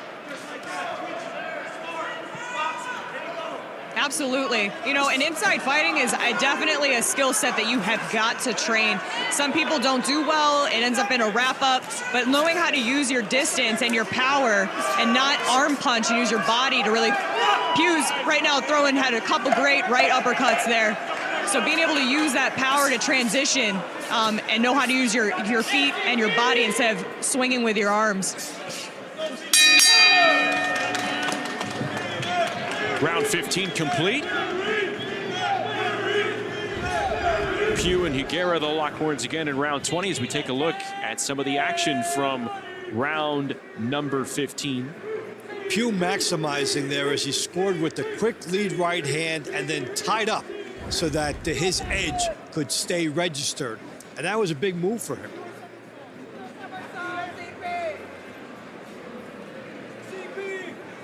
Let's get the judge's decision.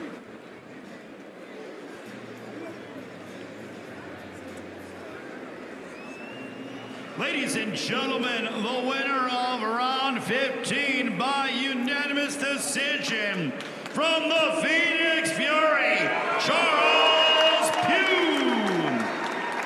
Your score, Phoenix 145, LA 139. And now to conclude the middle rounds in the heavyweight division, we have from the LA Elite, Alexander Flores. For the Phoenix Fury, Elijah Akana.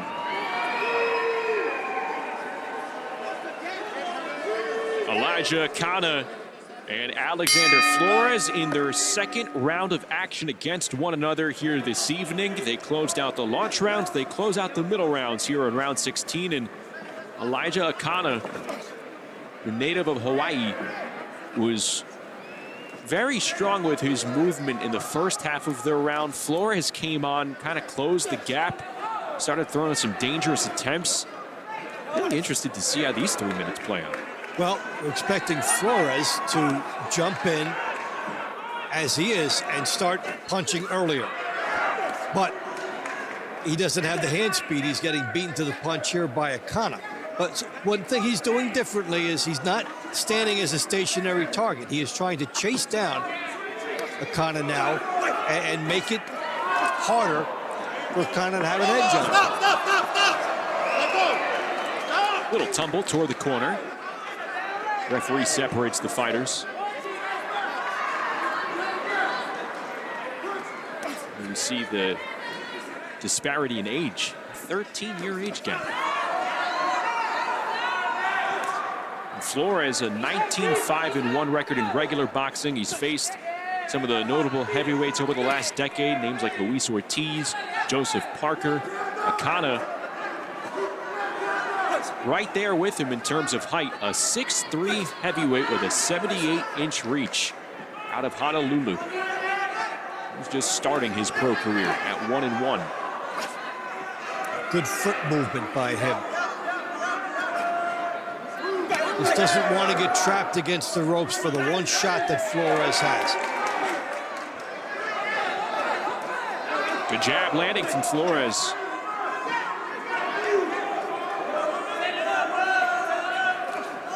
And he eats a right hand by Alexander Flores. Flores heating up here, Dave. Yes, another right hand as Flores is coming forward inch by inch. Big left hook sends Akana to the ropes. That's a knockdown. Alexander Flores coming alive in round 16. He was coming forward each time, getting closer, some right hands, and then the big left hook. And now, based on the score here, he's got to try. Oh, he's got wobbly legs. Akana trying to hold on in the final 30. Another big right landed by Flores. What can Akana do?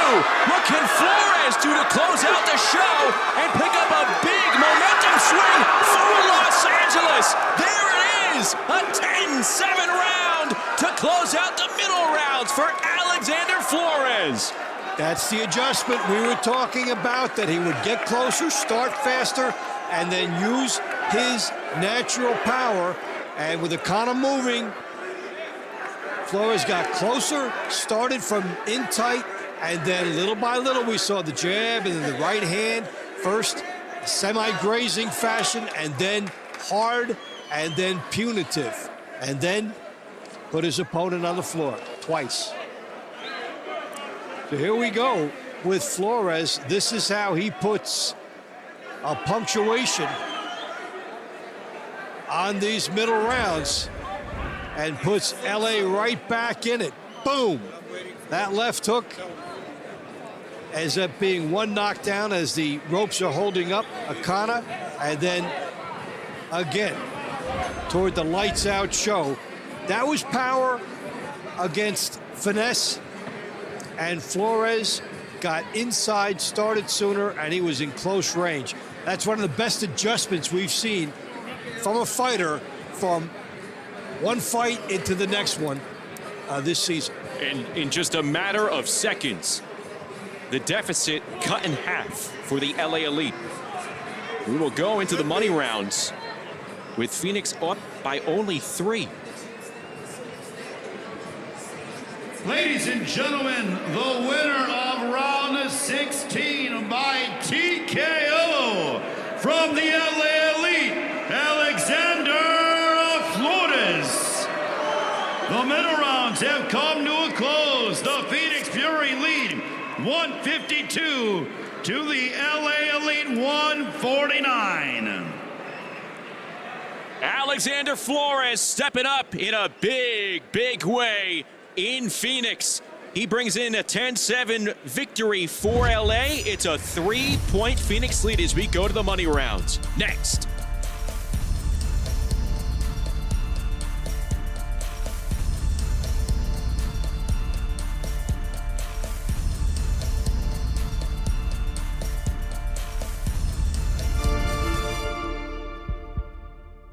Gloves up, because the hits keep coming.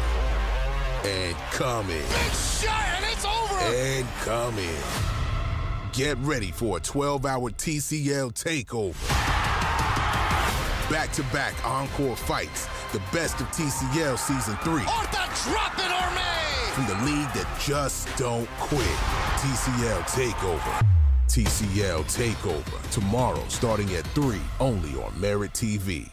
As a physician, there were some tough lessons of life. We have no say on quantity, but I can help with quality of life. And that became my life's mission. And that's how I started Balance of Nature. It's my desire to help people's lives. And this is the best way I can do it. Get 35% off your first set as a preferred customer. Claim this offer by using discount code.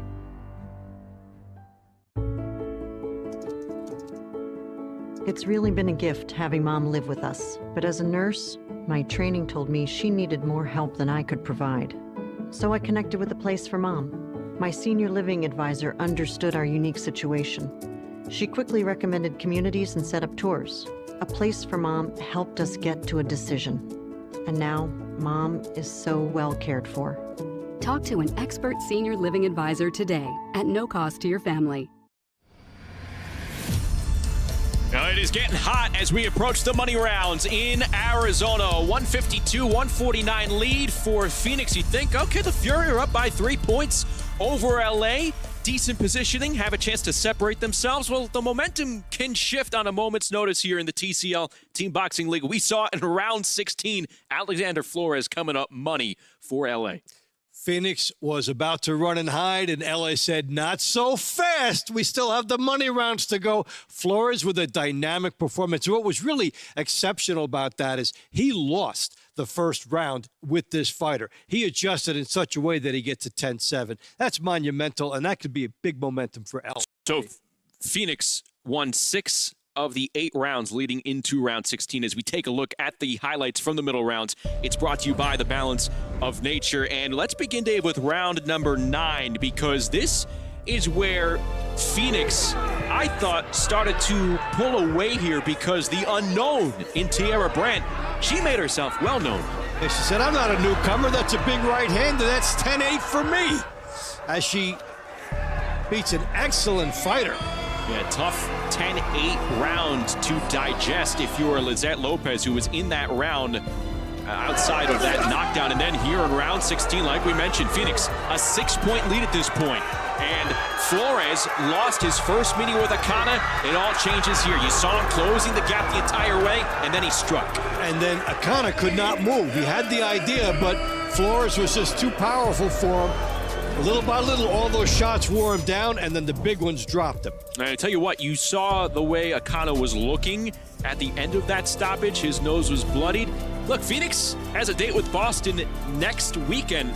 Not trying to speculate here, but that may have knocked him out of commission for next weekend. Well, yeah, well, commission rules, too. Basically, I think he will be out of action for a while, possibly up to 30 days, depending on what they sense with the medicals. And that was that'll be good for the fighter's health, but that was quite a performance by Flores. So now we turn our attention to the money rounds. It's getting tight, 3-point swing, and let's take a look at the round to watch. It is Gilbert, it is Castillo coming up at 126 pounds. We saw Paige Gilbert come away with a 10-9 decision over Castillo to begin the night in round number 1. You know, Paige Gilbert has run into some stiff competition at 126 pounds here in 2025. She's tried to hold her own. She's acquitting herself here. And now with a chance to kind of separate Phoenix here, make a statement to start these money rounds, it's right in front of her. Right in front of her, and more pressure on her, too, after what happened in the last middle rounds fight. But on the other hand, if you're her, you're saying, hey, wait a minute, this is my night. I have been up against tough competition. I had an excellent first fight, so let me see if I can make it a double. So that will be the third match to start the money rounds. Coming up, it'll be Oscar Enriquez and Rahman Muhammad, who we saw outpoint Enriquez in the middle rounds. An impressive performance from Muhammad. So Phoenix has the chance to respond in a fast way. They had their hearts broken in their overtime thriller with Las Vegas. We're wondering how they're going to be able to respond from that loss 2 weeks ago. Now we're going to try and see how they respond from literally getting knocked in the mouth and see how they hold on to this 3-point edge. Now you regroup and you say, if you're Phoenix, okay, it's on us. We still have 3 points going into the money rounds. We had good performances before that. When you look at the launch and then the middle, we're in a good spot. Following the Flores stoppage, the drama is building. Let's not wait any further. To the money rounds we go with Ray Flores. Ladies and gentlemen, welcome back to the Arizona Athletic Grounds. Welcome to the money rounds. We begin round 17 in the welterweight division as we welcome from the LA Elite, Oscar Enriquez. He's being opposed by the Phoenix Fury, Rahman Muhammad.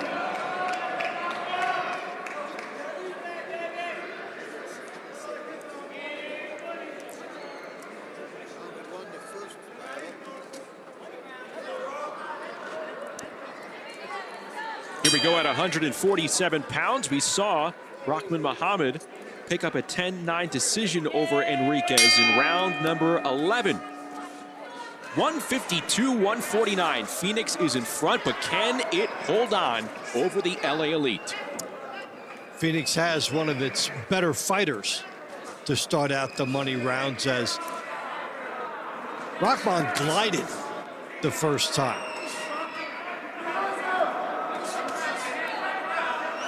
Key for Enriquez is he's trying to get inside that reach. And right away, you are seeing the reach advantage on display for Muhammad. He's able to stab the jab to the body, get it tucked in right between the guard of Enriquez. And in one sequence, he threw 4 different punches at Enriquez. It was the uppercut, it was the left hook, it was a straight right hand, it was also the jab. So if you're Enriquez, you're going to run into something if you try to bob and weave and get inside. You just don't know which one you have to key against. Muhammad just tagged Enriquez with a left hook moments ago. You know, Muhammad, if he wants to step on the gas and can do something behind a jab, there's 10-8 potential for him in this. Boy, what a lift that would be after what we saw in round 16. Now Phoenix will respond. Well, Muhammad so far has the answers with big-time, impressive-looking shots. It's there for him if he can put 2 together. He's landing one and then coming in and firing a different one.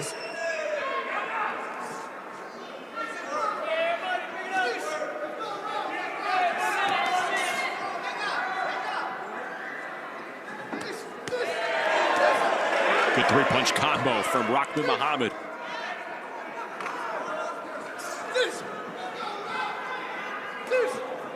Can he close out his second round of the night with Enriquez on a strong note? He's telling Enriquez, come forward. I got your number. But he has to balance the scales here with 30 seconds to go. The 10-9 seemingly be in the bank for him. So if he's going to fire and look for the bonus, he can't be reckless.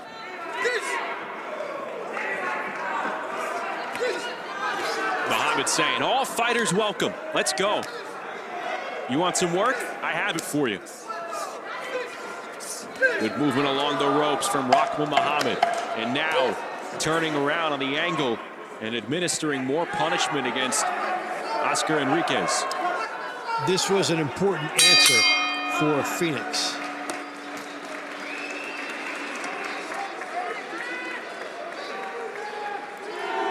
Looks like they should go up by 4 again.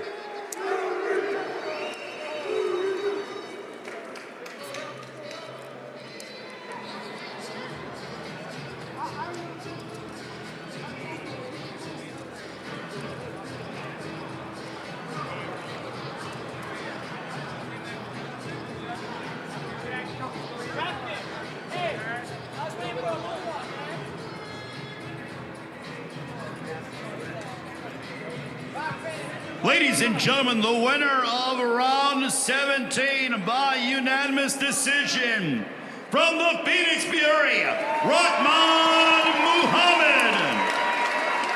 Your score, Phoenix 162, LA 158. Our next round is being brought to you by Climax Moonshine Fire number 32, known to bring the heat. We get into the super welterweight division for round 18. For LA, Jason Moreno. For Phoenix, Shaquille Felicia. So this is the start of round 18. Let's go to Emilio Moore, who is standing by with Alexander Flores. Hey crew, we're down here ringside with the giant himself, Flores, after a massive knockout. Man, tell me about the crazy adjustments that you made from the first round you went into being able to pull off that momentum big swing. I mean, the first round, I didn't expect him to move that much, but he's moving pretty good for a heavyweight. So when the second round approached, round 16, my coach told me like a lot of feints, and I talk quicker. So, I mean, that's what we did. And then after, I think I landed the right hand, and I just built off of that. Absolutely. I mean, just the sheer size of you, for sure, and that punch just being able to connect. You definitely saw it in Akana's eyes, being able to just put that pressure on. Yeah, no, I mean, once I see the opening, I let it go, and once I landed, I just kept capitalizing. And so just tell me a little bit about what you do outside the ring. You know, you have a gym, you have a children's program. Tell me a little bit about that. Yeah, so me and my partners, Jack May and Steven Lacars, we opened up a gym in La Habra. You know, it's boxing, kickboxing, and fitness classes. We teach the youth, adults. I mean, it's a one-stop shop. So we have legit athletes and fighters who will train you properly. Absolutely, and that mission with the youths and in your elite competition team, you know, just really, what's the mission with that? I mean, so when I signed up for boxing, I was overweight. I was 320 pounds as a 15-year-old, so I joined for self-defense and to lose weight. So any kid out there who's struggling to lose weight and just build overall confidence, boxing is a great way to do it. Absolutely, yeah, just helping people build better lives. Man, I appreciate you so much. Beautiful performance, way to make crazy good adjustments. Have a great evening. Let's get those gloves off, man. Thank you, and anybody over there in Cali by La Habra, come check out our gym, the house training facility in La Habra. Thank you. Alexander Flores victorious with a 10-7 decision over Elijah Akana. There's another story, Dave, of a fighter who just put on the gloves, started boxing because he wanted to lose weight. Fast forward down the road to Flores' career. He's in the ring with title contenders, former champions, building up a nice pro career. He really has. He got to become svelte after being overweight. And then as a boxer tonight, he used his intelligence and his coaching in going after a fighter who was moving. He got in there closer, as we said at the top, that he had to do. So he made the good adjustments and had the power to turn it into a big victory. Here at 154 pounds, round number 18, Shaquille Felicia took advantage of the closing seconds in the earlier round in which he fought Jason Moreno tonight. Round number 6, scored a 10-9 decision, rocked Moreno with the left hand, and that left an impression on the judges. And here they are closing out their second round of action tonight. Phoenix has built a 4-point cushion, and both fighters feel like they did enough to pick up the victory in the round. When you see both guys get up there certain of victory, that means neither is certain. that he got it. But they're hopeful.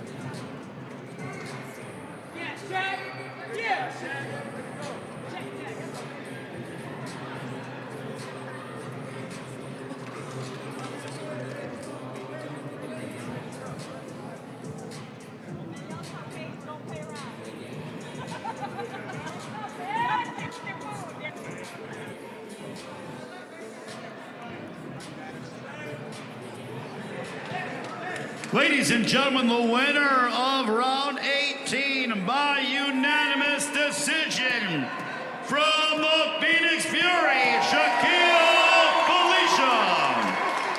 Your score, Phoenix 172, LA 167.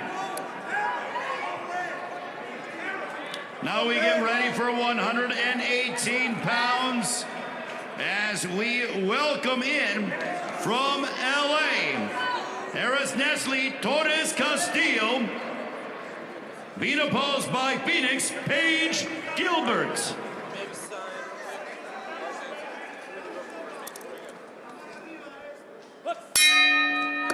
So already back to a 5-point lead for Phoenix here, Dave, as they take the first 2 rounds in the money rounds. Now we have the pair of bantamweights, Paige Gilbert, Nestle Castillo, a rematch of round number 1, a chance for Gilbert and Phoenix to increase their lead. Amelia, what stands out to you the most with the way Paige Gilbert has been able to move around with Castillo tonight? I would say that she's definitely using her range very, very well. You can see that she's having that long jab, getting right over the top. She knows that she has the height advantage. I'm definitely seeing Castillo making some adjustments. Oh. Elbow. Oh, this is going to get waved off. Looks like we might have an injury, guys. This might be a tough view as Castillo is in a lot of pain here. She seemingly dislocated her shoulder, as you heard the ref say right there. Boy, how it can change in such a heartbeat. Just 2 fighters looking for position. So Paige Gilbert is going to be obviously awarded the round, but the focus now turns to Castillo and the health of that shoulder. That is so rough. Oh, you see, she can't even raise it. Shoulder dislocations.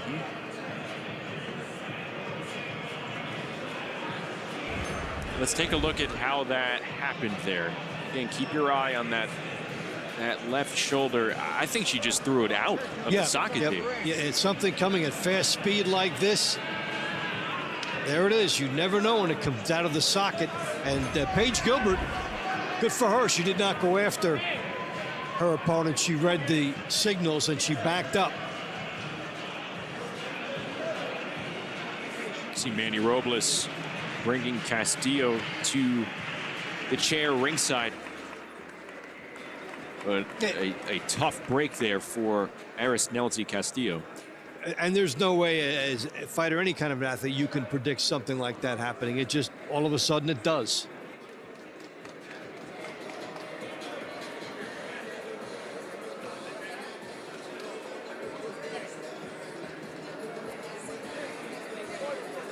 Gilbert will have her hand raised for the 2nd time tonight. And she seems a little resigned. That's a tough way to win. I mean, you're happy to get it, but then you're not happy about what happened with your opponent. Ladies and gentlemen, the winner of round 19 by TKO from the Phoenix Fury, Paige Gilbert. And we also wish all the best to LA's Nestle Torres Castillo on a speedy recovery. So if a fight is stopped due to injury, it's an automatic 10-7, and that is a massive swing now for Phoenix. Completely offsets what Alexander Flores was able to do to close out the middle rounds and create a little bit of drama here. So we'll see if LA can respond with its back against the wall. A little bit of drama followed by a little bit of distance. And Paige Gilbert beat us to the idea that we were going to say that she had a chance to do some major damage the first time the two had fought and got 10-9, and that she might get in and try for more the next time, and she got it all. So round number 20 starts with these two cruiserweights. Charles Pugh in the white trunks for Phoenix and Juan Higuera in the gold trunks for Los Angeles. He's originally from Tijuana and now lives in Provo, Utah. And starting in a few months, he'll be fighting for another mouth to feed. Juan and his wife Lorraine are set to welcome their first child in September. Again, Higuera was a part of training camps for the likes of Canelo Alvarez and Zurdo Ramirez. And here he's competing at cruiserweight. And we saw these guys doing just this first time they fought. It was in tight. They did a lot of inside work. And you would think that this is an advantage for Pugh when that happens, because it's negating the height advantage of his opponent.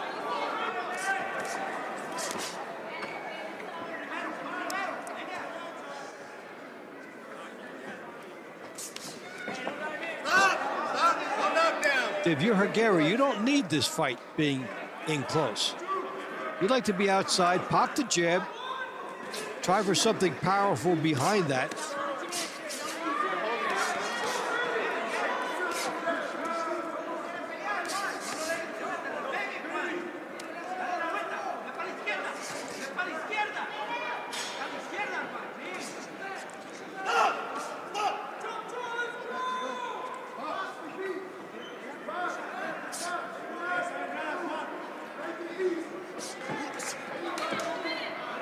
One minute to go here in the 20th round. Pugh connecting again with that left hand. Really pretty seasoned here. Lands a shot and then ties up Higuera.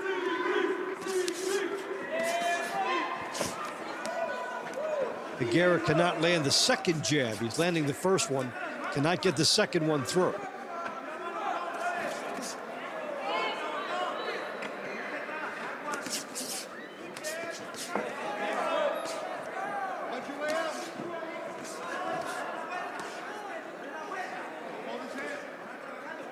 Charles Pugh looks like he is going to continue this stretch to start the money rounds. Phoenix has won the first 3 rounds. He just landed a real good shot to try and punctuate this. Good body work. Then he comes back upstairs. A couple of right hands for Charles Pugh, pounding away this entire time against Juan Higuera. And that looks like it will be another 10-9 victory for Pugh and Phoenix. We'll see. On the inside, doing the work, Pugh lands a couple shots. Good inside positioning. And this was inside fighting for a purpose. Sometimes fighters tie up to buy time. In this case, Pugh bought position and made the most of that.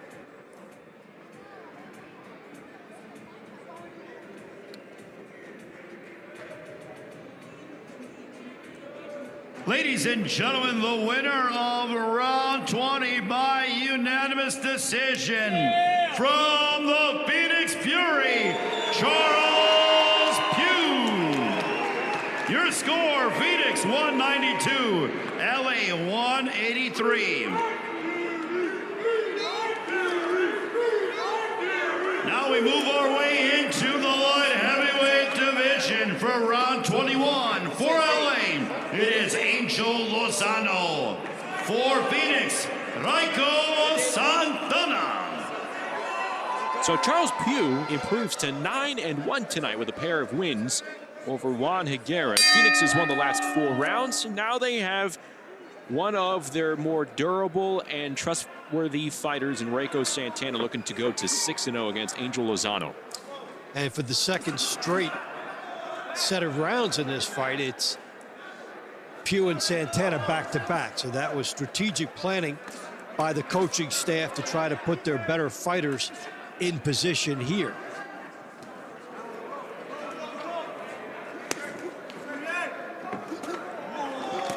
Santana pressing the action.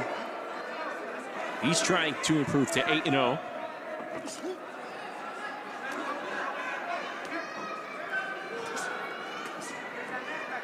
It's hand speed and a willingness to gamble that has paved this unbeaten record for Santana.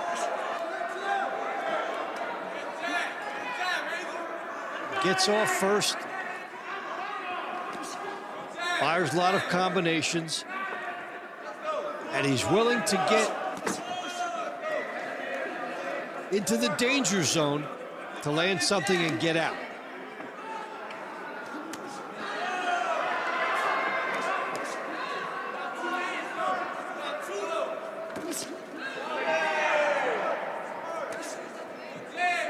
You see it right here. Santana creeping in, knows when to get in, and immediately backs back out. I mean, you have to tempt fate a little bit now and then. So he'll land his shots and then out of there.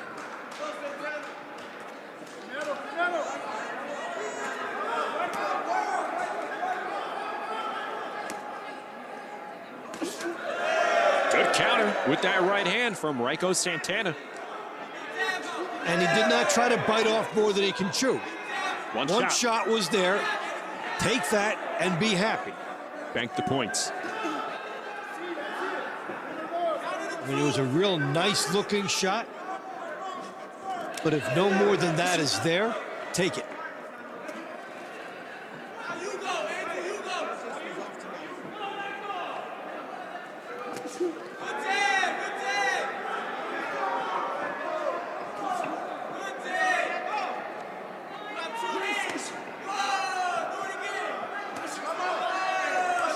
Now Santana showing off some pretty good defense, blocking those shots. And there he rocks back Lozano with that right hand once again. So he chose a little peekaboo defense rather than move for a while. We thought we were going to have some high drama entering the money rounds after Alexander Flores was able to stop Elijah Akana to close out the middle rounds, but so far it has been all Phoenix to open up the money rounds. They are likely on their way to a 5th straight decision win.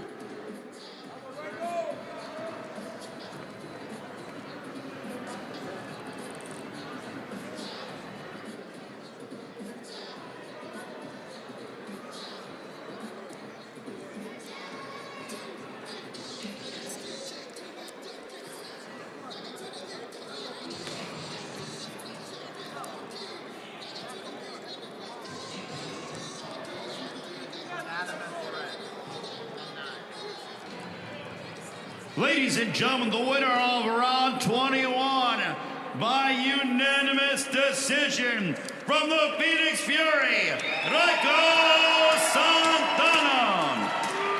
Your score, Phoenix 202, LA 192. Our next round is brought to you by Serenity Springs Recovery Center, a place of recovery and self-discovery. For round 22, it is in the lightweight division. For LA, we feature Daniel Morales. For Phoenix, Abel Mendoza. Well, Dave, we were anxious to see how Phoenix was going to respond after dropping that heartbreaker in overtime to Las Vegas 2 weeks ago. Then we were anxious to see how they were going to respond after that round 16. They've acquitted themselves nicely on all fronts tonight. I called them the imposters at the top of the show because their record misleading. A lot of talent on this team at 2-2, and they're showing a terrific performance up and down tonight. They have not trailed, so this will be a wire-to-wire victory for Phoenix. They could even toy with the idea of sweeping the money rounds. So this has been a real unleashing of talent by this team. You'd know it's going Phoenix's way every which angle if Abel Mendoza is able to pick off Daniel Morales, who has a 9-round win streak dating back to last season. He took care of Alan Medina earlier tonight. Mendoza, meanwhile, was in action early in the middle rounds. He dropped a 10-9 decision to Diego Dominguez.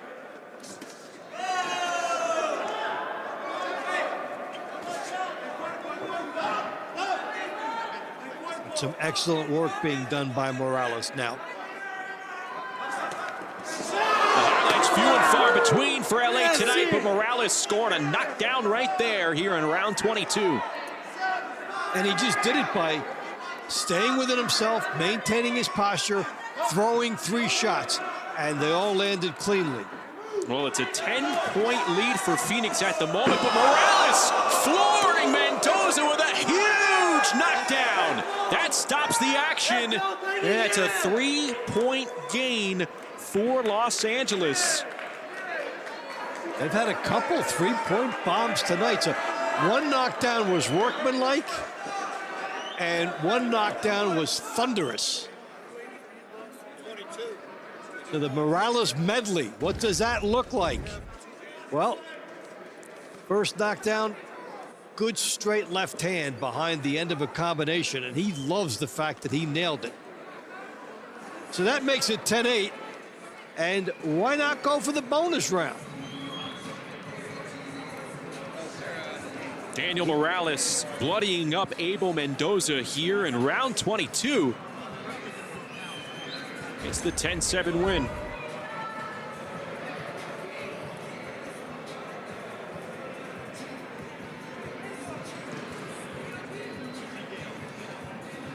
Ladies and gentlemen, the winner of round 22 by TKO from the LA Elite, Daniel Morales. Morales picking up 2 wins tonight. Still a 7-point lead for Phoenix despite the 10-7 round going to LA. Now we get ready for round 23 in the featherweight division. For LA, we have Sean Brewer. For Phoenix, it is Joseph Rivas. So round number 23, Brewer and Rivas. I know this was a matchup that Amelia liked in the launch rounds. Here we are in the money rounds. And, well, Phoenix comfortably ahead here. Amelia, what'd you like from these two when they first met in the launch rounds? Well, I just want to take a moment and say that I went down over to the LA team and spoke with the team. And Torres has gone to the hospital. She is okay, obviously dealing with what we're looking at as a dislocated shoulder. So I just wanted to give an update to the audience and let them know that she is on her way to have that handled. And we just had a knockdown. Rivas just got knocked down. And Rivas hits the floor. Sean Brewer scoring the knockdown. How about this? LA trying to make some noise late.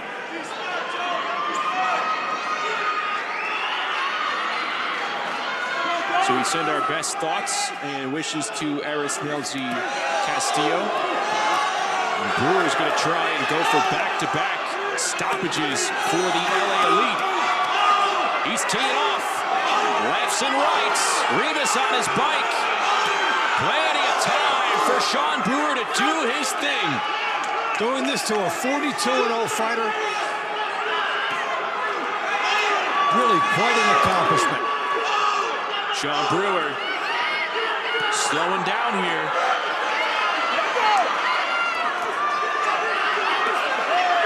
The crowd is just erupting down here, ringside, trying to cheer Rivas on.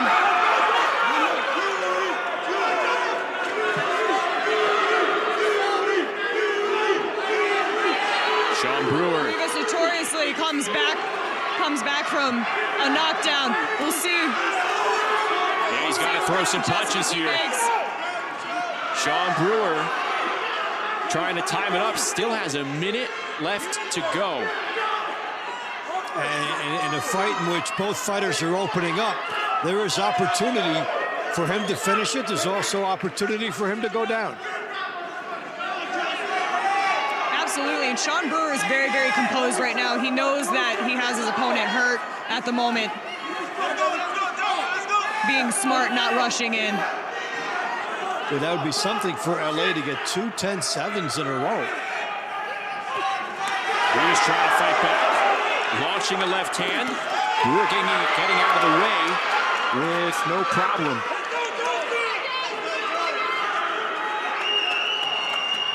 Well, 10-8 round seemingly in the bag for Brewer, but here comes Rivas. The motor revved up again. And now Brewer's on the defense. Well, Rivas can try to rally and make it a 10-9. How about these two? Victorious Rivas style. Ending on a high note.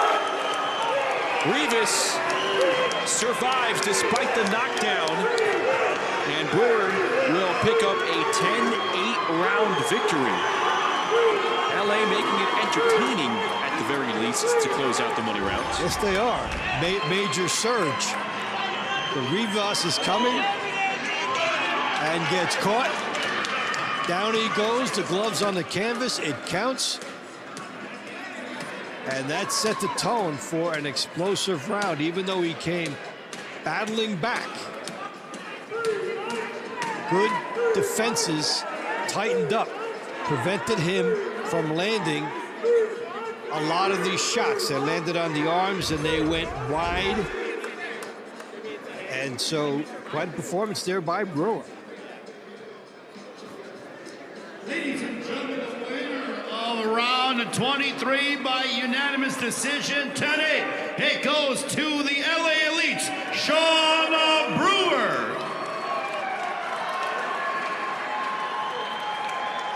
Your score, the Phoenix Fury 217, the LA Elite 212. And now it is time for our final money round in the lightweight division. For LA, we have Diego Dominguez. For Phoenix, Ellen Medina.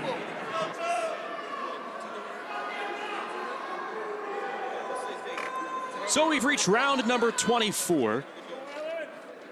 There is no way for LA to tie this one, but they do have one of their standouts, Diego Dominguez, trying to close the show on a high note here. Well, send the message in case you face them in the playoffs, and also come back for next week. You close on a high note, it may carry over to the match the following week, or the next time you do go in. We saw Dominguez in action in round 10, picked up the 10-9 victory over Abel Mendoza.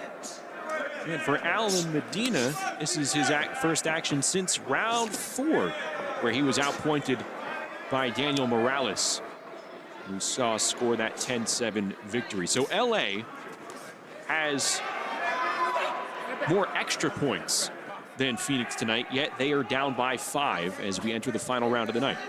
So how big is that 10-8 by Tara Brent at the beginning of the middle rounds? For Phoenix, at least being able to stave off some of these big developments.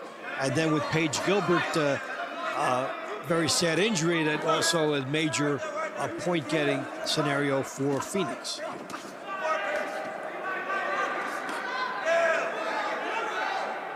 Both fighters landing shots.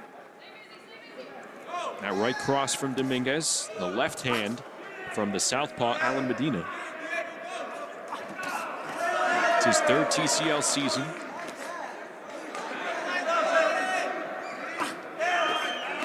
Oh, it beats a big left hook by Diego Dominguez. Dominguez stood right in front of him, timed it perfectly. Medina was a little bit off balance. A good fighter will make you pay heavily if you're off balance for just a second, or just forget to bring your punches back for a little bit.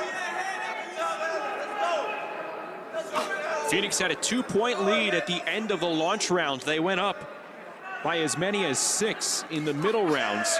Alexander Flores floored Elijah Akana, stopped him there, made it a 3-point deficit for LA entering the money rounds, and then Phoenix was able to win 5 consecutive rounds to start the money round portion to build up a sizable lead, which at one point stretched up to 10 points. And it's a good thing because they're spending a lot of that lead now in these last 3 fights, but they've got the cushion. This is a nice bounce back performance for the Phoenix Fury, who are going to improve to 3-2. The heartbreak from 2 weeks ago against Las Vegas certainly in the rear view mirror for Sonny Gutierrez's squad. Dominguez getting busier as the time winds down, and that will do it. It's in the books. We'll get the final decision for round number 24 here between these two 135-pounders. The way this finished off, each side can take something out of it. Some momentum for LA going forward, and a nice wire-to-wire victory for Phoenix.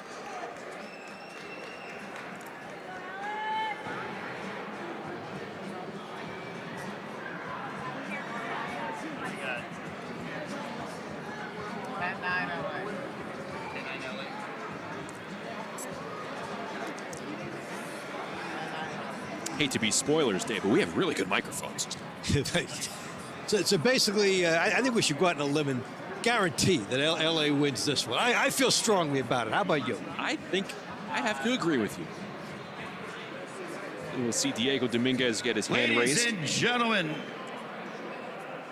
the winner of round 24 by unanimous decision is the LA Elite's Diego Dominguez.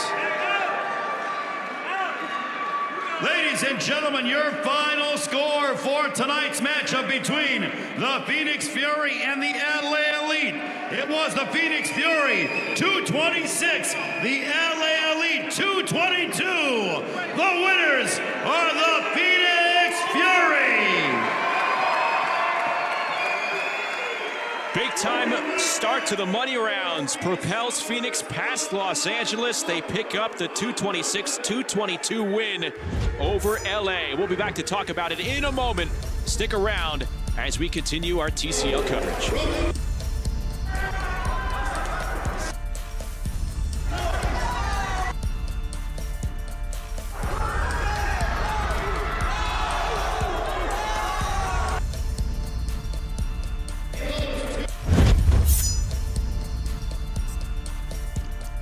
Step into a world of tranquility. Enjoy private accommodations. Let go of distractions and embrace the calm. Start your quiet exploration in jail every weekday on Merit TV. I was drinking every day. I was hooked on oxys. My husband turned into someone I didn't recognize. The addiction crisis. Worse than a pandemic, we have a growing epidemic. There are approximately 20 alcohol and drug-related deaths per hour every single day. Addiction is a disease. Like any other disease, it may have serious harmful effects and may lead to death if left untreated. Introducing Serenity Springs Recovery Center, a place of recovery and rediscovery. We understand the unique challenges men face in their journey to recovery. Set on 38 private acres, our state-of-the-art facility offers a safe, supportive environment for healing and growth. Our team of dedicated professionals specializes in evidence-based treatment, providing our patients with the tools to overcome addiction and achieve long-term sobriety. If you or a loved one needs to make a change, call us today at 386-423-4540 or visit us online at serenityspringsrecovery.com and reclaim your life. They did the crime. Nancy Grace will do the time, analyzing it. Busted. Join us on Crime Stories with Nancy Grace as we investigate missing people and unsolved homicides. Weeknights at 6 p.m., 5 Central on Dr. Phil's Merit TV. TCL Team Boxing League is brought to you by Climax Moonshine Fire number 32, a drink not only made to tingle your senses with hot cinnamon flavor, but also made to pay tribute to firefighters all across America.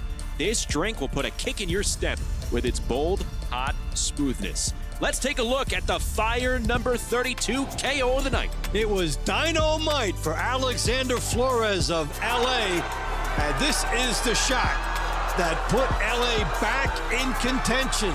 Down 6, but after he gets done, down 3. And what was most impressive, he had lost the first round to this fighter, but he turns it around and gets a dynamic victory. 3 points, that put LA back in it. and Phoenix pulled away again, but that was some dynamite. That was excellent knockdown action from Alexander Flores, but credit Phoenix the entire way through. They respond to the adversity that happened 2 weeks ago. They respond to adversity within the match here tonight, and they pull out the victory. Never trailed in this match, and each win is worth 12.5% of your season, so big one for Phoenix. All right, let's hear from the Phoenix Fury. Let's go inside the ring with Ray Flores. Ladies and gentlemen, here are our 3 stars of the night. Your 3rd star from the LA Elite, it is heavyweight Alexander Flores. Your 2nd star from the Phoenix Fury, light heavyweight Raiko Santana. And your number 1 star of the night from the Phoenix Fury, Tierra Brent.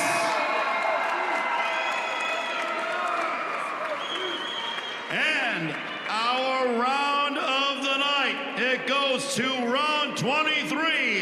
The featherweights between Sean Brewer and Joseph Rivas.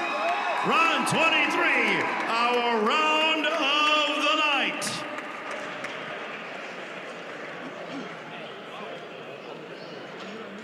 And we're down here ringside with Raiko Santana after 2 beautiful rounds. Tell me a little bit about how you maintain this beautiful composure with a taller fighter through both rounds. You just look so clean.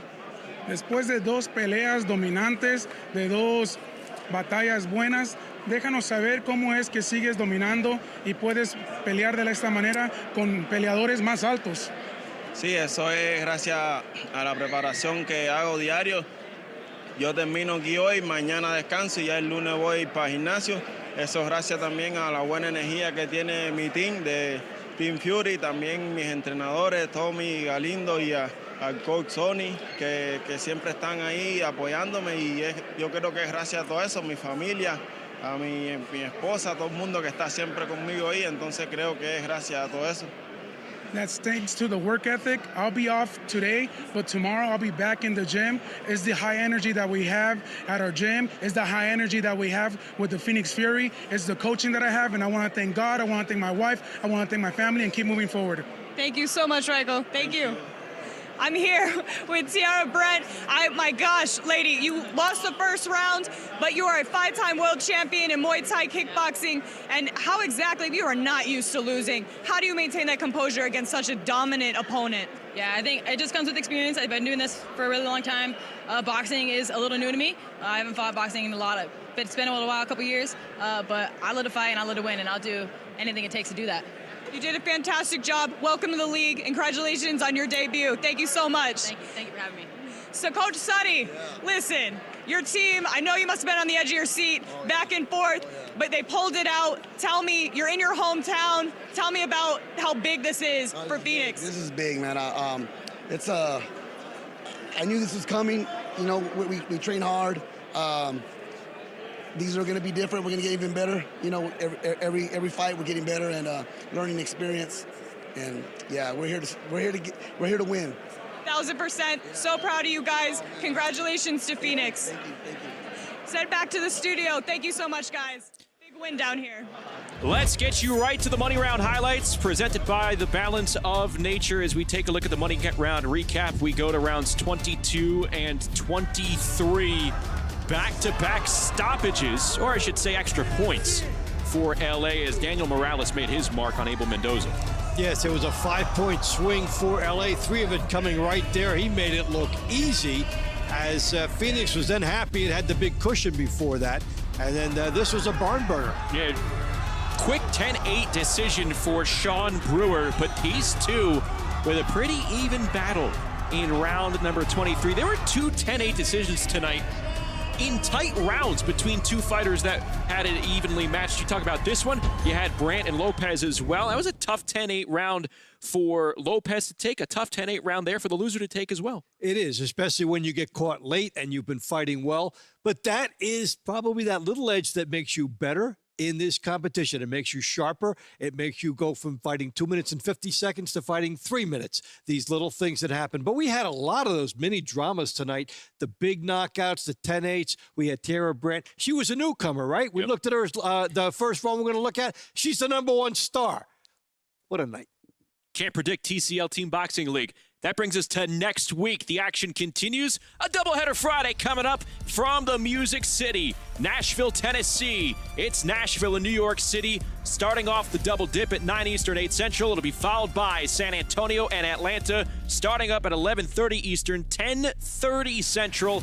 Join us for all the action on our Friday doubleheader next week from Nashville. That'll do it for our coverage here today. Phoenix victorious over Los Angeles. For Dave Bontempo and Amelia Moore, I'm Justin Shackle. For our entire crew, we thank you for watching TCL Team Boxing League coverage as Phoenix wins it over LA.